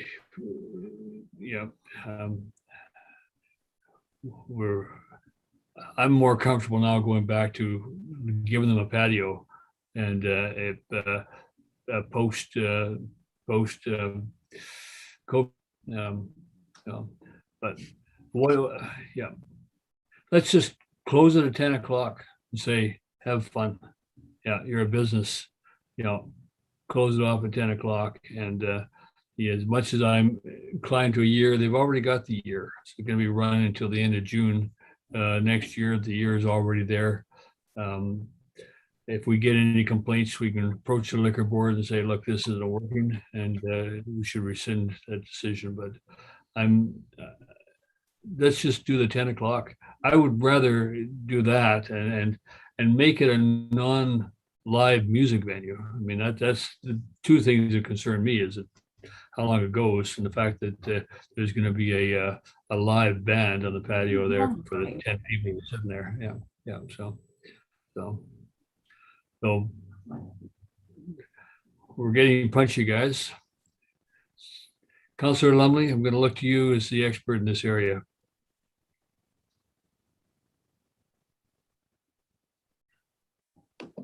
I can just move the motion because a lot of things you're worried about.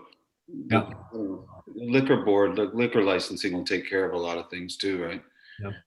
Yeah, I'm comfortable being aware now that they're going to be running for a year anyway. You need a special license to have live music at where you serve liquor. You need a special license to have live music. So that's like, yeah, we don't have to worry about that. Yeah, okay, all right. Can we do 10 p.m.? Sure. Okay, let's just add the 10 p.m. closure and wish them well, and hopefully they're very successful. Okay. So we'll move that with a 10 p.m. closer, Councillor Lumley, and seconded by Councillor Ladwig, and all in favor. Yeah, good. Thank you, and thank you for your patience with us, Director of Planning. No problem. I think we're getting tired. I actually woke up about 1:30 this morning. that was it. I was done. I was writing notes for a presentation I got to make on Thursday and everything else. So reading agendas. Okay, 8.2, Manager of Maintenance, UBCM Grant Application for Wastewater Services, Asset Management Project. This looks fairly straightforward. Daniel, do you want to bring this forward?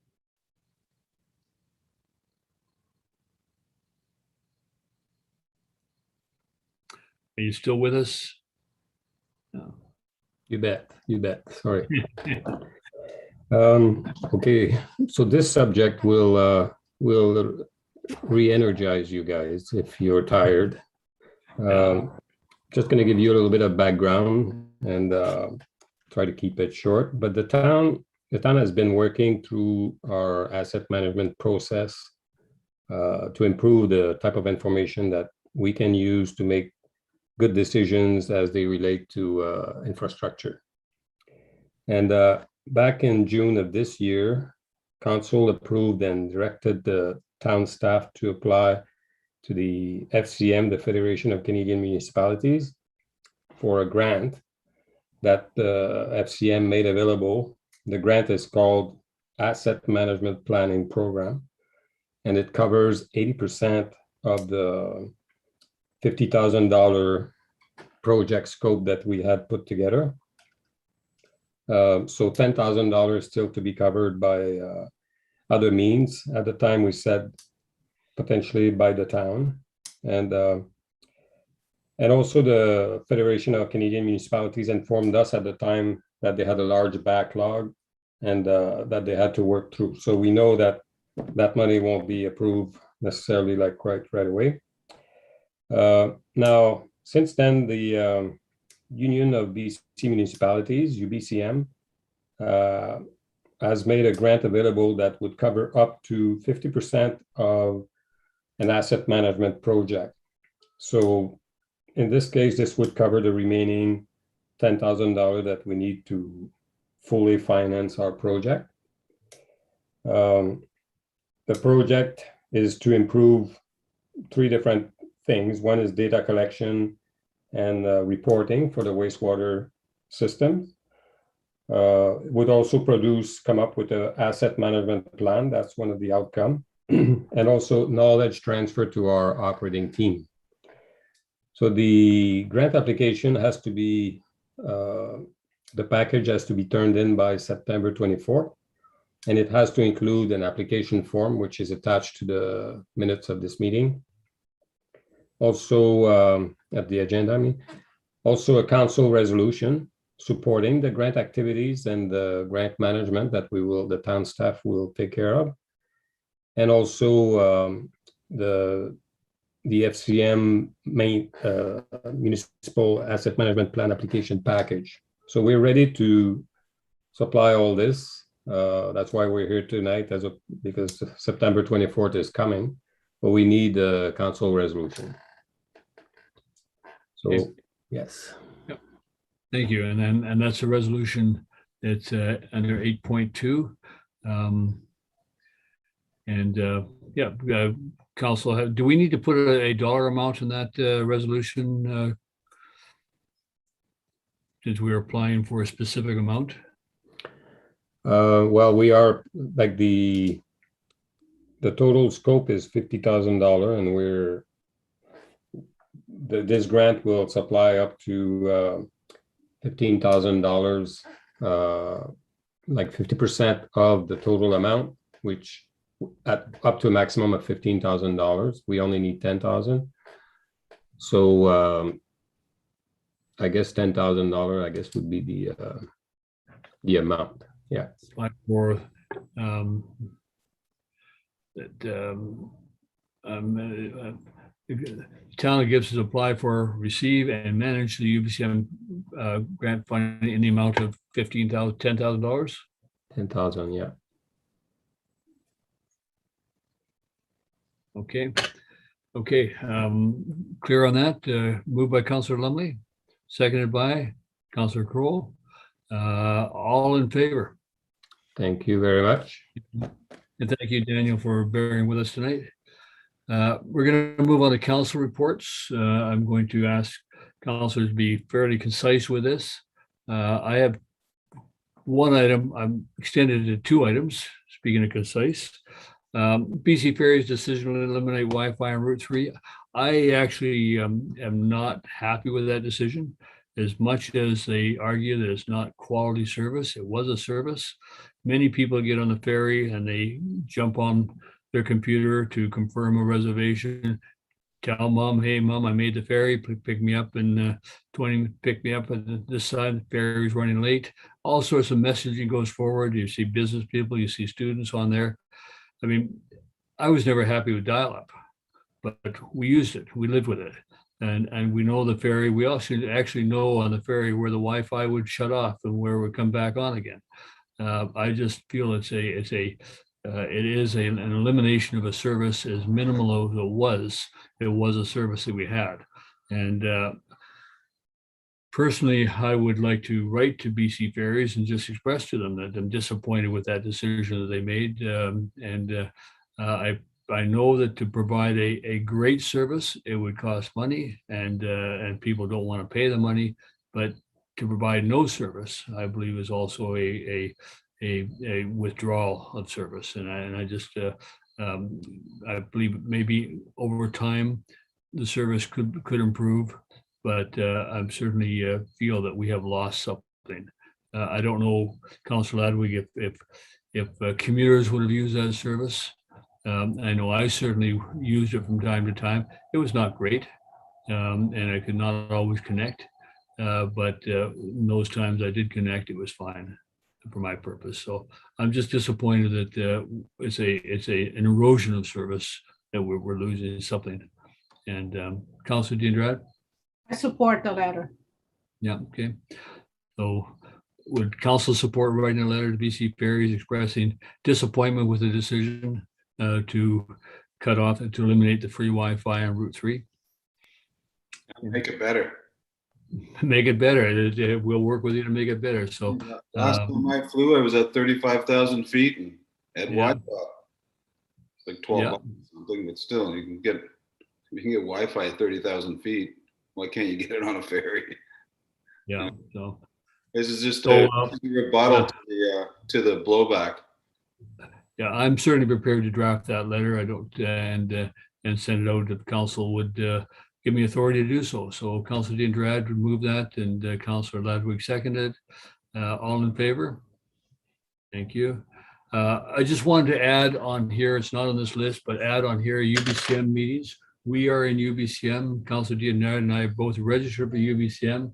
But in addition to that, we have 21 meetings scheduled, of which 8 of those meetings are the town of Gibsons. And they started this morning for us. And both Councillor Kroll, Councillor Diendrad, and myself have been involved in meetings along with our CAO. And these will run through, we're back on tomorrow morning at 9:10 a.m.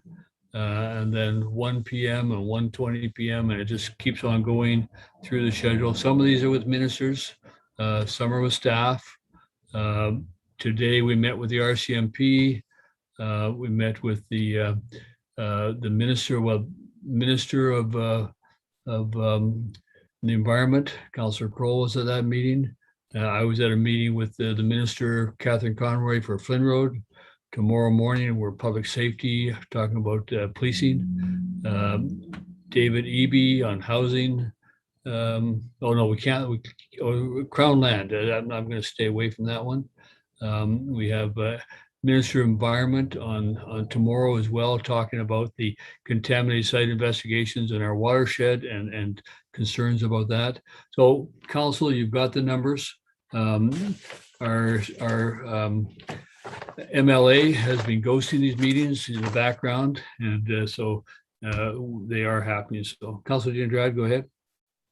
I have requested actually for over a month now information to be prepared for the meeting on the 9th with the Minister of Forest regarding aquifer protection, and I haven't received anything. Actually, surprisingly, I received a letter today on the council meeting files that talks about things that we are not even aware. Can we get the package by tomorrow? I'm sorry, who's doing the package?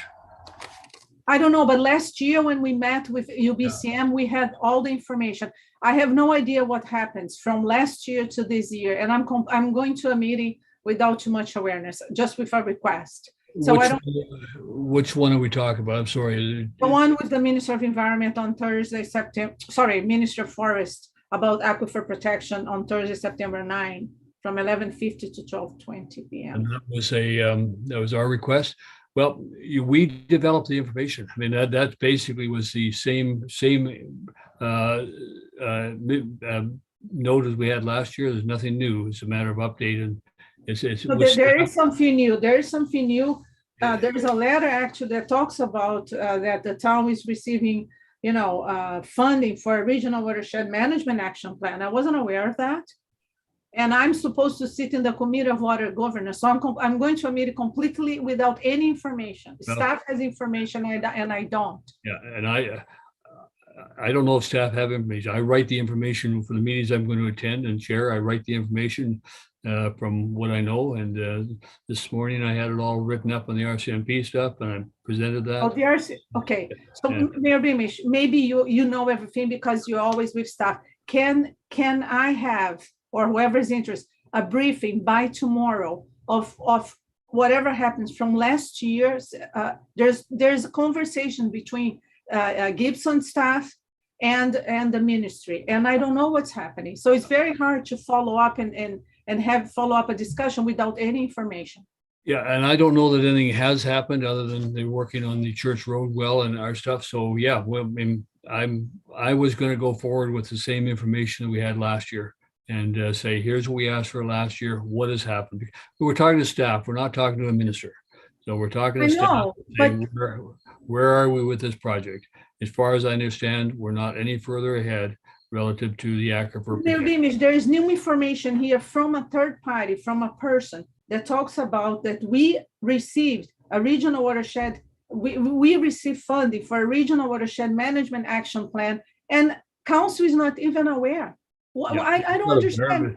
Well, let me ask the question to the Director of Finance. Did we receive money for a regional watershed action plan? Through you, Mr. Mayor, that one is not ringing a bell with me, so I'd have to follow up with either our CAO or Director of Infrastructure. I don't know where we received the money. Director of CAO? I believe it was a SCRD initiative and grant, so they're administering that. So they got money. So not the town of Gibsons. So, that's my belief, yes, but I can double check. Okay. I'm not aware that we received anything. Okay, Mayor Beamish, I'm gonna ask, can I have by tomorrow a quick report of whatever happens from last year to this year so I can go to a meeting informed? Yeah, my understanding is nothing has happened from last year to this year. And we're going to the meeting and asking the ministry why. They've been working on a number of other issues, but they haven't been working on that issue. And that's my understanding. And I'll be at that meeting. Mayor Beamish, when I ask you, you mentioned that staff has been in conversation with the ministry. So there has been some conversation since last week. On the Church Road well. That's where they've been working on the Church Road well. And that's where the conversations have all been focused, and on the other well that we're dealing with. I'm not aware of what's happening in terms of the aquifer protection. Okay, Mayor Beamish, I'm going to ask, is it possible to have, I mean, it could be 3 paragraphs or 2 paragraphs, 1 paragraph report that I'm informed of whatever activities happen or whatever negotiations or talk or any funding received from last year. I have been asking this for over 2 months now. Yeah. I like going to prepare to a meeting. Why this information is being denied from a counselor? I don't know. It's not being denied. The summary that we put in talks about we talk about mining activities, things that threaten the aquifer, but I don't know all the conversations that has happened between staff and staff from the ministry. I don't know what happened. Maybe nothing happens and the report could be it, but I'm going to a meeting without any information, without knowing what happened. We're all going to the meeting, not just you. Anybody who's on council is going to the meeting. I know, Mayor Beamish, but maybe you know something that I don't know. don't know. I don't know. I'm taking the briefing note that we submitted last year that expressed concern about that. And I'm going to expand on that to say that the issues of the Ministry of Environment investigations of contaminated sites on the aquifer were frustrated with the lack of response on those, and again expressing our concern for our need for aquifer protection. What is the ministry doing about it? Because they had our application submitted in 2014, and so far they haven't done anything about it. But we are talking about logging licenses, you know, to remove licenses from the watershed. I'm not aware of that. I'm not aware of what logging licenses are in the watershed, our watershed. Well, that's the request that we made to meet with the ministry. Yeah. So, well, I don't know. What we asked is that if counselors make requests, they provide the information to staff as to what they're looking for. None of this will be written up by staff at this point in time. So staff cannot provide a report whether they met with the ministry and what discussions. Why? Well, I don't know why. Why a counselor cannot be informed of what happened? I don't really understand. Well, part of it is you have to do your own research. Who did you know? How can I do I do a research for the problems that are happening in the aquifer that I know from people, even from outside. But I would like a report from our staff. What meetings? What? I'll leave it with the corporate. I'll leave it with the CIO, and you'll see what he can come up with for tomorrow. But we got 20 minutes to talk to staff at the ministry, and I'm going to ask them in that 20 minutes what they have done since our meeting last year, how far along they are with respect to approving our application, 2014 application for aquifer protection. Mirbimish, I'm asking our staff, what kind of conversations our staff had with the ministry? Where are we since last year? But we better have a resolution to extend this meeting because we're a long way from the end of it. So I'm being denied. I'm going to a meeting without not knowing what the town of Gibson is doing, the state. Yeah, no, we're going to ask the question of the ministry. Where are they in terms of our requests for aquifer protection? What have they done? We have an application in. Mark? Yes, Mr. Mayor, if I can provide whatever information that we have had between ourselves and the ministry, but the very purpose of this meeting is to ask those very questions. That's why we're meeting at the staff level to determine where we are with this file, given that the area is actually outside of town, and we've been trying our best to work with the SCRD, their staff, and the ministry to try and coordinate what is happening with the watershed above both of our aquifers. I understand, but we had a meeting last year. Last time when I talked to Mayor Bimi, she said, yeah, staff is in conversation with the ministry. So there has to be something that happens That's between. all on Church. I don't know. It's all on Church Road Well. It's all a relationship with Church Road Well. That's where the ministry and that's where the SCRD has been focusing this past year, and that's what they're still focusing on, is the Church Road Well. And we are part of that conversation with the ministry and with the SCRD staff. Councillor Kroll? Well, I was going to call a point of order because the schedule for these meetings has been out for almost 10 days. So why we're asking for information at this late hour, I don't really understand. Otherwise, what I'll suggest is we adjourn this meeting so staff have time to prepare the information for Councillor Denbrady. I actually asked the information months ago, and it was discussed that we would get, like we got last year report. Mayor Bimish had 2 pages, like with whatever is going to be discussed, but that's fine. I wrote the report. That's the same report I'll be referring to this year.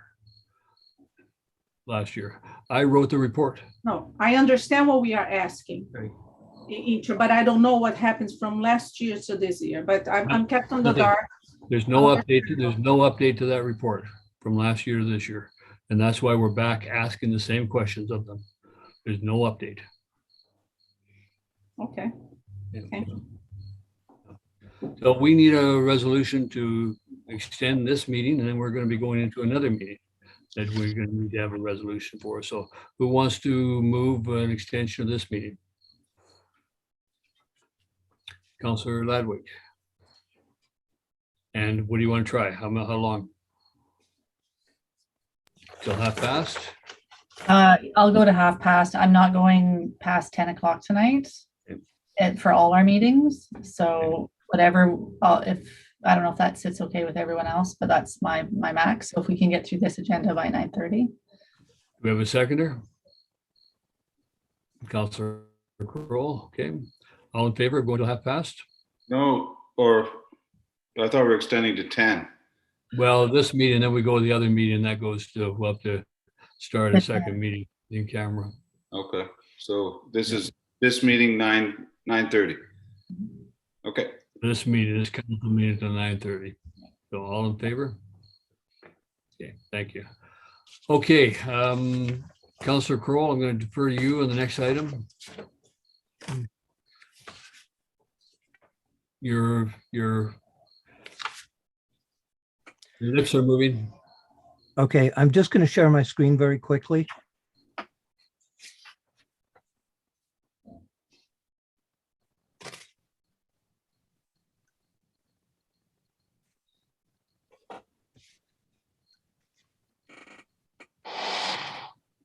We are in a race against the climate emergency. Unlike most races, there won't be just one winner. In this race, we all win or we all lose. Countries must lead the way in this race, but they cannot win it by themselves. This is why today, cities, regions, businesses, investors, and civil society are coming together to launch the Race to Zero, the largest ever coalition of leaders to commit to one goal: zero emissions by 2050 at the latest. To achieve that goal, we need to act now. Together, we'll be racing for a healthier, fairer, and safer world.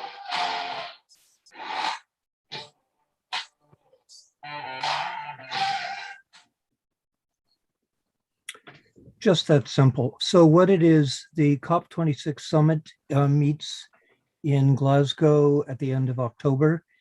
And Companies have been making a lot of promises lately. We're going to reduce our carbon footprint to net zero. Unilever is committing to net zero emissions. We can achieve a net zero emissions world. But what does net zero actually mean? Have been making a lot. Sorry about that. Anyway, as I was saying, the COP26 summit is in Glasgow at the end of October. And what we're looking for is to go to that summit with 1,000 cities, communities, regional districts in support of the Paris Agreement within the UN framework. Most of what we're asking is already being done by the town. All we'd be doing is signing a pledge that we are already on board with these initiatives and joining the team. Currently, there's not a huge response from Canadian cities. There's currently about 10 or 12. City of Vancouver, North Vancouver are members already. And it's basically just filling out a pledge form and agree that we recognize the global climate emergency and that we want to participate in any way we can, as outlined in our strategic plan. So it's not like we're inventing anything new, we're just signing on to an agreement. But in order for us to fill out that pledge form, it would need council's approval. So I would make a motion that we join the city's Race to Zero climate mandate.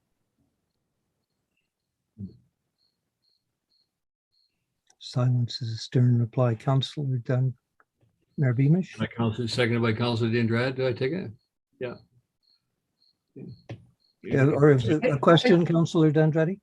No, I want to make a comment because we can pledge, but what is our commitment to implement? We made a commitment to create a climate plan and we haven't done anything. It has been 3 years. So, I mean, we can sign this, but I would like a commitment as well, parallel, that we will create a plan this mandate.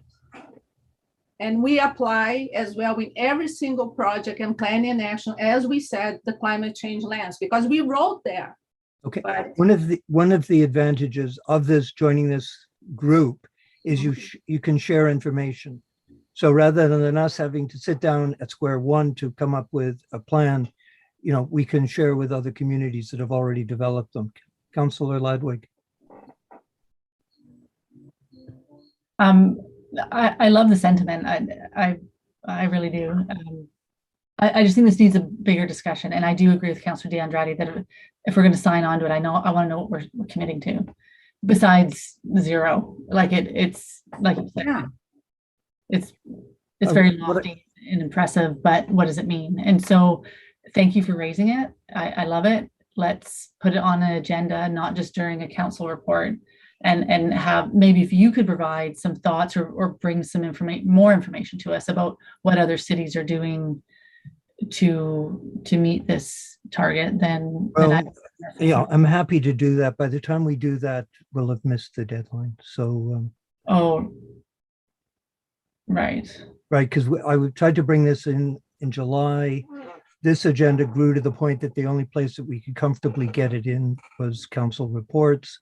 So I was trying to keep it brief and concise. It's basically a no-brainer, but if we defer, you know, we'll probably miss the deadline.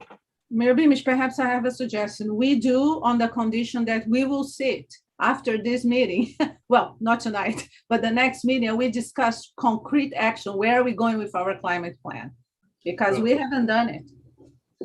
We've got some strategic planning opportunities coming up, and you know, I gotta say, I'd love to know where we're going with our climate plan, but there's many other things we have to do as well, sort of thing, so that have to see where we're going, because our capacity to influence the world is not great, but comfortable to talk about it in the context of our strategic planning session that's coming up.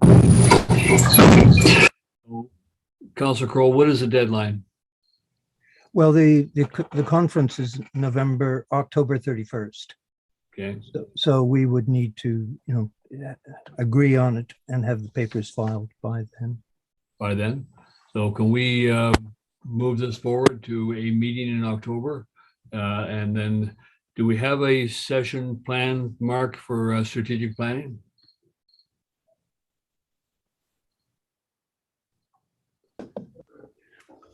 Thank you for the question. Not a full in-depth strategic plan review, but there will be a summary on the same meeting on the 28th. Yeah. Okay. Now why don't we put it over and discuss this in the first on the 28th with a view to setting another strategy of dates or thing, because it's a big issue. It's a big issue, and we're not a community that has capacity to deal with big issues right now. I can assure you of that. But if you taking a position on the climate and actually being able to implement that position is a challenge. But we should talk about it because it is part of our strategic plan. I agree. So can we put it over to the 28th and David, bring it up then and see if we can move it forward? Okay. Councillor DeAndrade seconded that. All in favor? Thank you. Okay. 28th will be a busy day.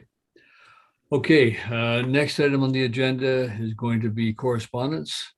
And there are other things, by the way, and I just want to say that one of the things we're not going to talk about, but we do need to talk about is Cap University's memorandum of understanding for our student program, where they're going to credit the students. We have a draft of that now, so we'll have to get to that. So we have a request from the SCRD to support funding for the from our COVID grant for the upgrades to the seashell pool, and the options list is without was the SCRD is putting in the COVID money into the project. The balance of that money for the project is going to come from reserves. And the question was, is the District of Seashell and the town of Gibsons also want to add COVID money so the reserves can be used for what their purpose is for another opportunity? So how does council feel about that? Yeah, Councillor Ladwig. I hate to sound like a real stick in the mud, but here goes. I don't want to support this until we get it, or I want it only conditional on them getting us a quote for a multi-purpose room on our swimming pool that we've been asking for a year. So I'm not willing to give any money until we have our needs met a little bit here too. We've been asking for a year, have seen nothing. Yeah, yeah, I haven't heard anything on that issue for a while, so I think, yeah. Councillor Kroll. Not particularly on the same issue as Councillor Ladwig, but I paid $321 towards recreation for the RD. And, you know, there was the issue with the sprinkler system at the pool on the regional district. I don't know what the delay was that they didn't get it fixed. Then COVID hit and the price of it went through the roof. Now they're looking at an alternate system. Maybe they could use the money they saved in not opening the Gibsons pool this year, or the money they saved in not allowing us to use the rec center for a cold weather shelter, or, you know, what's happening with the request we made for showers for homeless. So I do have a bit of an issue with it. All good points, but it's a straightforward request. We can simply receive it and move on if council wishes. I see no appetite for a resolution coming out of this, so yeah. Councillor Ludwig?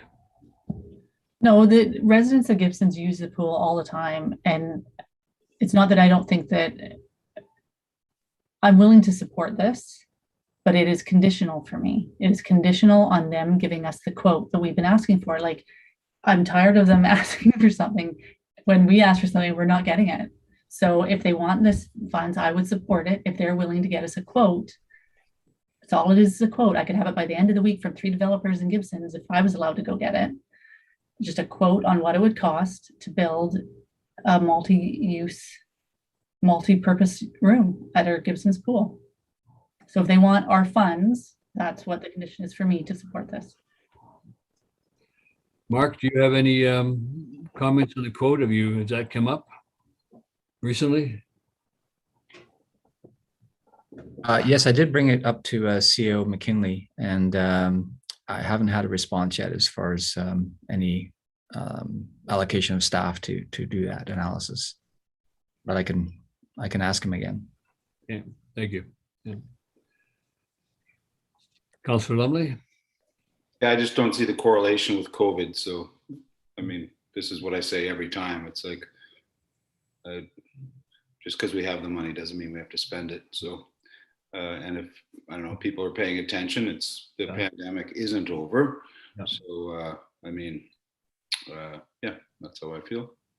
I think that's the most reasoned argument I've heard. So I agree with you. It is a question that is this a proper expenditure for COVID and funds? And I'd go to the corporate officer still here. I believe the director of finance has her hand. Director of finance, sorry, yeah, director of finance, and she's gone. Yeah, okay. No, thank you, Mr. Mayor. I'm here. Sorry. Yeah. The one clarification I did want to make was I did discuss the use of COVID funding, and it does actually fit in the criteria. There's a bit of a convoluted reasoning behind it, but it does fit. The 3 directors of finance talked about that. The one thing I did want to clarify, though, was the letter that was written.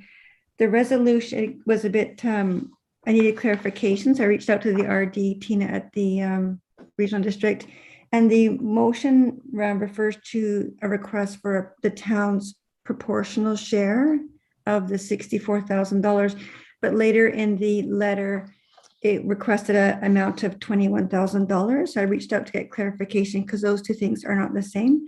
And the town's proportional share would be about $8,400. So just I wanted to clear that up for you, that the proportional share is $8,461, not the $21,000 that was listed below. So That's proportional share based upon population? it's based on the allocation that is for the recreation function. And so it's a breakdown between different areas that contribute to that function as well as the SIGD.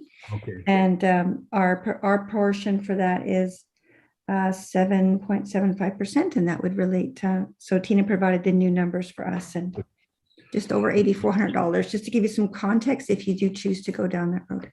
Thank you for adding that information. You're welcome. Councilor Diandrad? I support Councilor Ledwig's point because I agree. I think obviously we should incorporate our Gibson's residents use the seashell pool, but at the same time, you know, we can say, well, it's conditioned. We are ready when you're ready. Yeah, I'm not prepared to hold a gun to people's heads, so I would vote against that. But I think we make decisions independently, and we go for a gain and ask them for the quote, or we expend the town's money that we have as a reserve for the improvement to the pool area. That's what we're talking about anyway, and get the quote ourselves. And then that way we can decide what we want, because that's what that reserve is for improvements to the pool. Yeah. No. Councilor Ludwig? My recollection of that conversation is that we weren't allowed to do the whole quote ourselves because it's an SCRD bill. Yeah. And I feel hostage. Like, I'm getting tired of not getting a response on this issue. Yeah. So. Yeah. Okay, these issues take a long time tonight. So, yeah, I'm gonna move the recommendation that we provide $8,461 from COVID relief funds to support the temporary fire protection system with the Seashell Aquatic Center.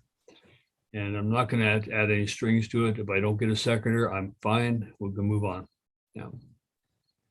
Yeah. I was seconded. So, well, easiest thing would be to call the question. All in favor? No. Okay. Okay. Thank you. Opposed? Councilor Ludwig. Okay. And Mark, would you go back to Dean and ask him where the status of that request is that we asked for? I certainly will. Thank you very much. Next piece of correspondence was just on rodenticides, and that's for receipt. We've received it. That's just we asked the province to do something, and they've done it. Several others have asked. We have several pieces of correspondence arising from recent weeks of correspondence. Is there anything in those lists that council would like to bring forward, recognizing we have about 4 minutes and we have some bylaws to adopt? Yeah. Or you want to put these over to the next meeting? Councilor Diandrad. What I propose that we can write to the CAO, because some of them could be just like we already, address that or something. Some of them are old, but yeah. So if we could do that too. I don't mind, but I would like to receive an answer, right? Where we are and where, so with complaints or anything like that. Is it possible to do It's possible. If you have specific items you want to bring forward on that, you can contact, send a note to CAO and the corporate officer and ask them if there'd be any update. Yeah. Yeah, thank you. Okay. So we have received the correspondence already on the file. So we'll move to bylaws. We have property maintenance amendment bylaw for adoption. This is bylaw 78004. We have a motion to adopt. Councilor Diandrad, Councilor Kroll, all in favor? Thank you. Bylaw enforcement notice amendment bylaw number 112613, property maintenance. Those to a motion to adopt. Councilor Diandrad, Councilor Lumley, all in favor? Thank you. And we have zoning amendment bylaw number 1065-61 for 703 Gibson's Way. And this is for adoption. And, sorry? I forgot which one. Is it the building, is it the tattoo shop? Is The tattoo building, that's right. Okay, yeah, That building there, yeah. right. And I have to recuse myself from this, by the way. Step away. Okay. Okay. Yeah. Okay. Okay. Actually, I'll say moved by Councilor Crowe, second by Councilor Lumley. All in favor? Passed. Mayor Beamish, you can come back. Please note that Mayor Beamish should recuse himself. And then, Councilor Ladwig. So that I did as well. Thank you. okay, Councilor Ladwig as well, thank you. Zoning amendment bylaw number 1065-62 for 834 Park Road. And this be given first and second reading. This is the project we dealt with today. The Blackfish. No, this is Park Road. This is the housing project on Park Road. This is going to first and second reading. Councilor Kroll, Councilor Ladwig. Okay, all in favor? You opposed? No. Councilor Dindrad, thank you. For the reasons, yeah. Okay. New business. We have 1 minute for inquiries. Is there an inquiry? Is there a 1 minute inquiry? I don't want to cut it off totally, but my watch says we have a minute. 2. But we have one. Okay, thank you. Bill Campbell is joining you. Okay, thank you. Mr. Campbell, welcome.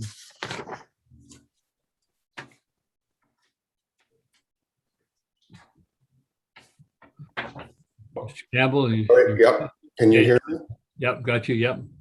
Okay, I just wanted to ask because my wife and I have been woken up 7 times in the last 2 weeks between 6 and 6:30 in the morning by Macon Construction working at 464 Eagle Crest. It was 6:10 this morning. Yeah. And I believe that they're over there servicing the machinery. And I believe that their backup beeps and the machinery operating. They may be pumping fuel. I believe that's in violation of the noise bylaw. So my question is, will council instruct staff to enforce the town of Gibson's noise bylaw and ensure that no one is disturbed before 7 a.m.? And staff are always instructed to enforce the noise bylaw. Noise bylaws are enforced on complaint, Mr. Campbell, and the complainants have to be prepared to go to court if they are disputed. That's always the case. You don't always have staff present so that staff, if you make the complaint to staff and they enforce the bylaw by issuing a ticket, if the ticket is challenged, the complainant has to be prepared to go to court as the complainant. And that's always the case in noise bylaws, because there's very seldom cases other than in ambient noise in say buildings where you can actually take a test. But noise bylaws, the complainant is the complainant and is also the witness. And that's always the case with noise bylaws. So that if you make your complaint specifically to Sue with the dates and times when you were disturbed, and if she issues tickets for those dates and times, and you have to be prepared to be the witness in court on those tickets if they're disputed. If they're not disputed, there's nothing to deal with. But that's the case on noise bylaws. So what is the mechanism to have tickets issued? Do I just list all the dates that this is happening and all the dates and times? Yeah. And then there'll be a ticketed issued for each of those infractions? That would be up to her as to whether she takes them as a single infraction, continuous activity, or separate infractions. She'd have to talk to her about that. Okay. Yeah. Well, thank you for that. Yeah. I know that the dust issue has been raised by a number of my neighbors, and I'm not sure that council fully understands that, we're now 20, 30, 40 feet into the aquitard here, digging through clay, and that clay dust is like chalk dust in a classroom. And I'd like to just drop off at council some samples of the kind of dust that we're all dealing with here that the developer has failed to address. Well, again, that's the developer has to address that on site, and they have to deal with that with our bylaw officer as well. I know the developer and the bylaw officer know each other quite well at this point in time, and they have been working on that issue. Well, I'm sorry to disagree. They have not worked on the issue at all. There is today no remedial action being taken at all. For a short time, they had a single water cannon there. They don't even bother to turn it on anymore. And did you call the bylaw officer about that? We've sent numerous emails to the bylaw officer, myself and my neighbors included. And has she responded to them? Yes, basically they're doing the best job that they can. Yeah. Yeah. But the bylaw clearly says no dust is to leave the property. And you know, we've all sent pictures in of clouds of dust, you know, pictures of our lawn furniture being covered in dust. And as I say, it would be one thing if the developer was making an effort, but literally they're not making any effort. Well, corporate officer, can you follow up with the bylaw officer on that and see what's happening? Because they do have to make an effort. We know that. I can Yeah, follow. you know, Tracking it quite regularly there for a while, but I haven't had a chance to for the last week or two. But I was tracking it quite regularly, and we did have a timeline going as to what was being done. And I drive by there at least 4 times a week, if not more. Intermittently, sometimes early in the morning, sometimes in the afternoon. But I drive by there on a regular basis. So. Right, that's fine, but nothing has been effective from day one.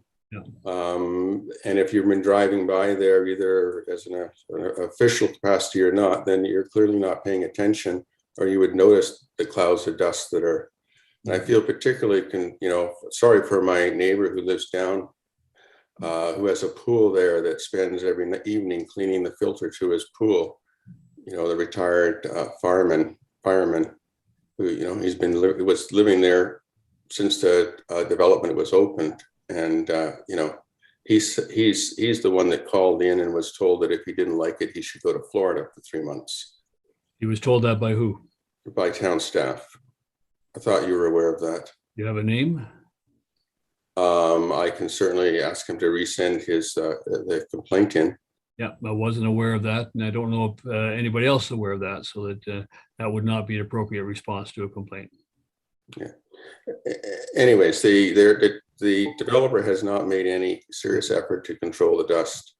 It's not just normal dust. We're talking small silica, small particles, and it's a health hazard. I had addressed a letter to Mayor and Council on June 11th and asked that my letter be read into the record. But I later found out that the letter was not forwarded to, Council. I addressed it to Mayor and Council. I then discovered my letter was not forwarded to Council, and neither was it read into the as correspondence. And I guess I would like to ask the individual council's members if they agree that mail sent to them should be censored. Mail was never censored by anybody. It was provided to the bylaw officer for investigation. The email was specifically addressed to Mayor and Council. When one sends an email to Mayor and Council, they expect the council members to receive that email. Well, if it was sent to Mayor and Council, those councilors could have responded to you if they've got it. But the copy that I received came to my attention. I referred to the bylaw officer for investigation and attention. Was it forwarded to the individual council members, Mr. Mayor? That I don't know. Yeah, but we're.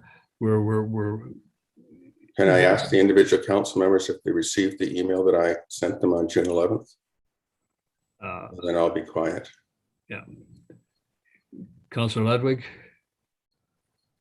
I just want to say that if it goes to the mayor and council email address, Tracy manages that for us, and then it gets rolled into our correspondence packages.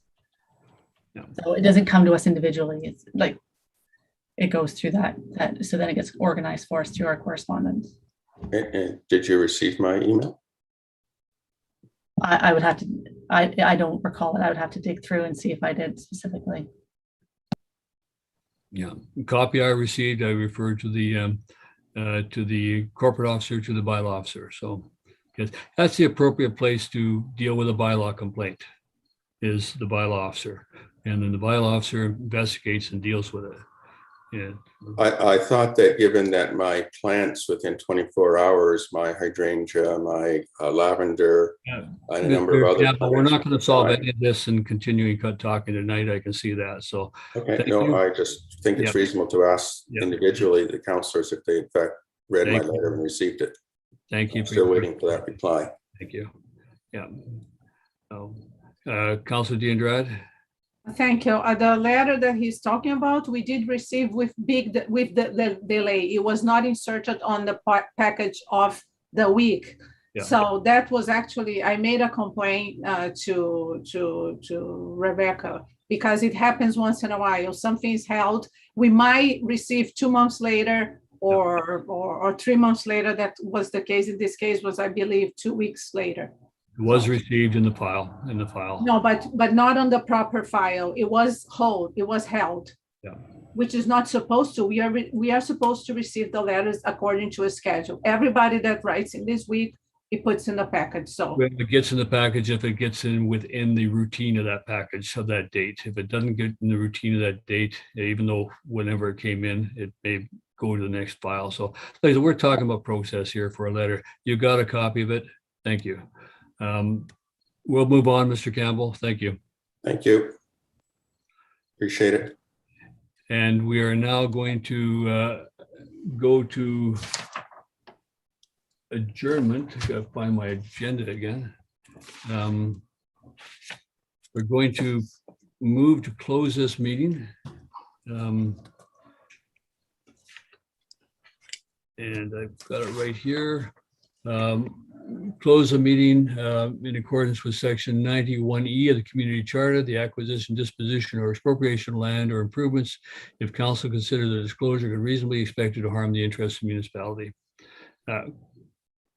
Yes, corporate officer. Yes, if you could please add to that E and F and I, so that the minutes properly reflect all of the sections under which we closed. E and F and I. Okay, thank you. Law enforcement, and I is the receipt of legal advice. Okay, motion to close. Councillor Kroll, Councillor Ladwig, all in favor of closure? Thank you. Okay, we're going to close the meeting and thank everybody for attending, and we will be reopening at some time to close the meeting again. So thank you all, and we'll talk to you later. So give time to shut things down, corporate officer, and everybody can on this channel though, right? Stay on this channel. Yeah, just secure your space.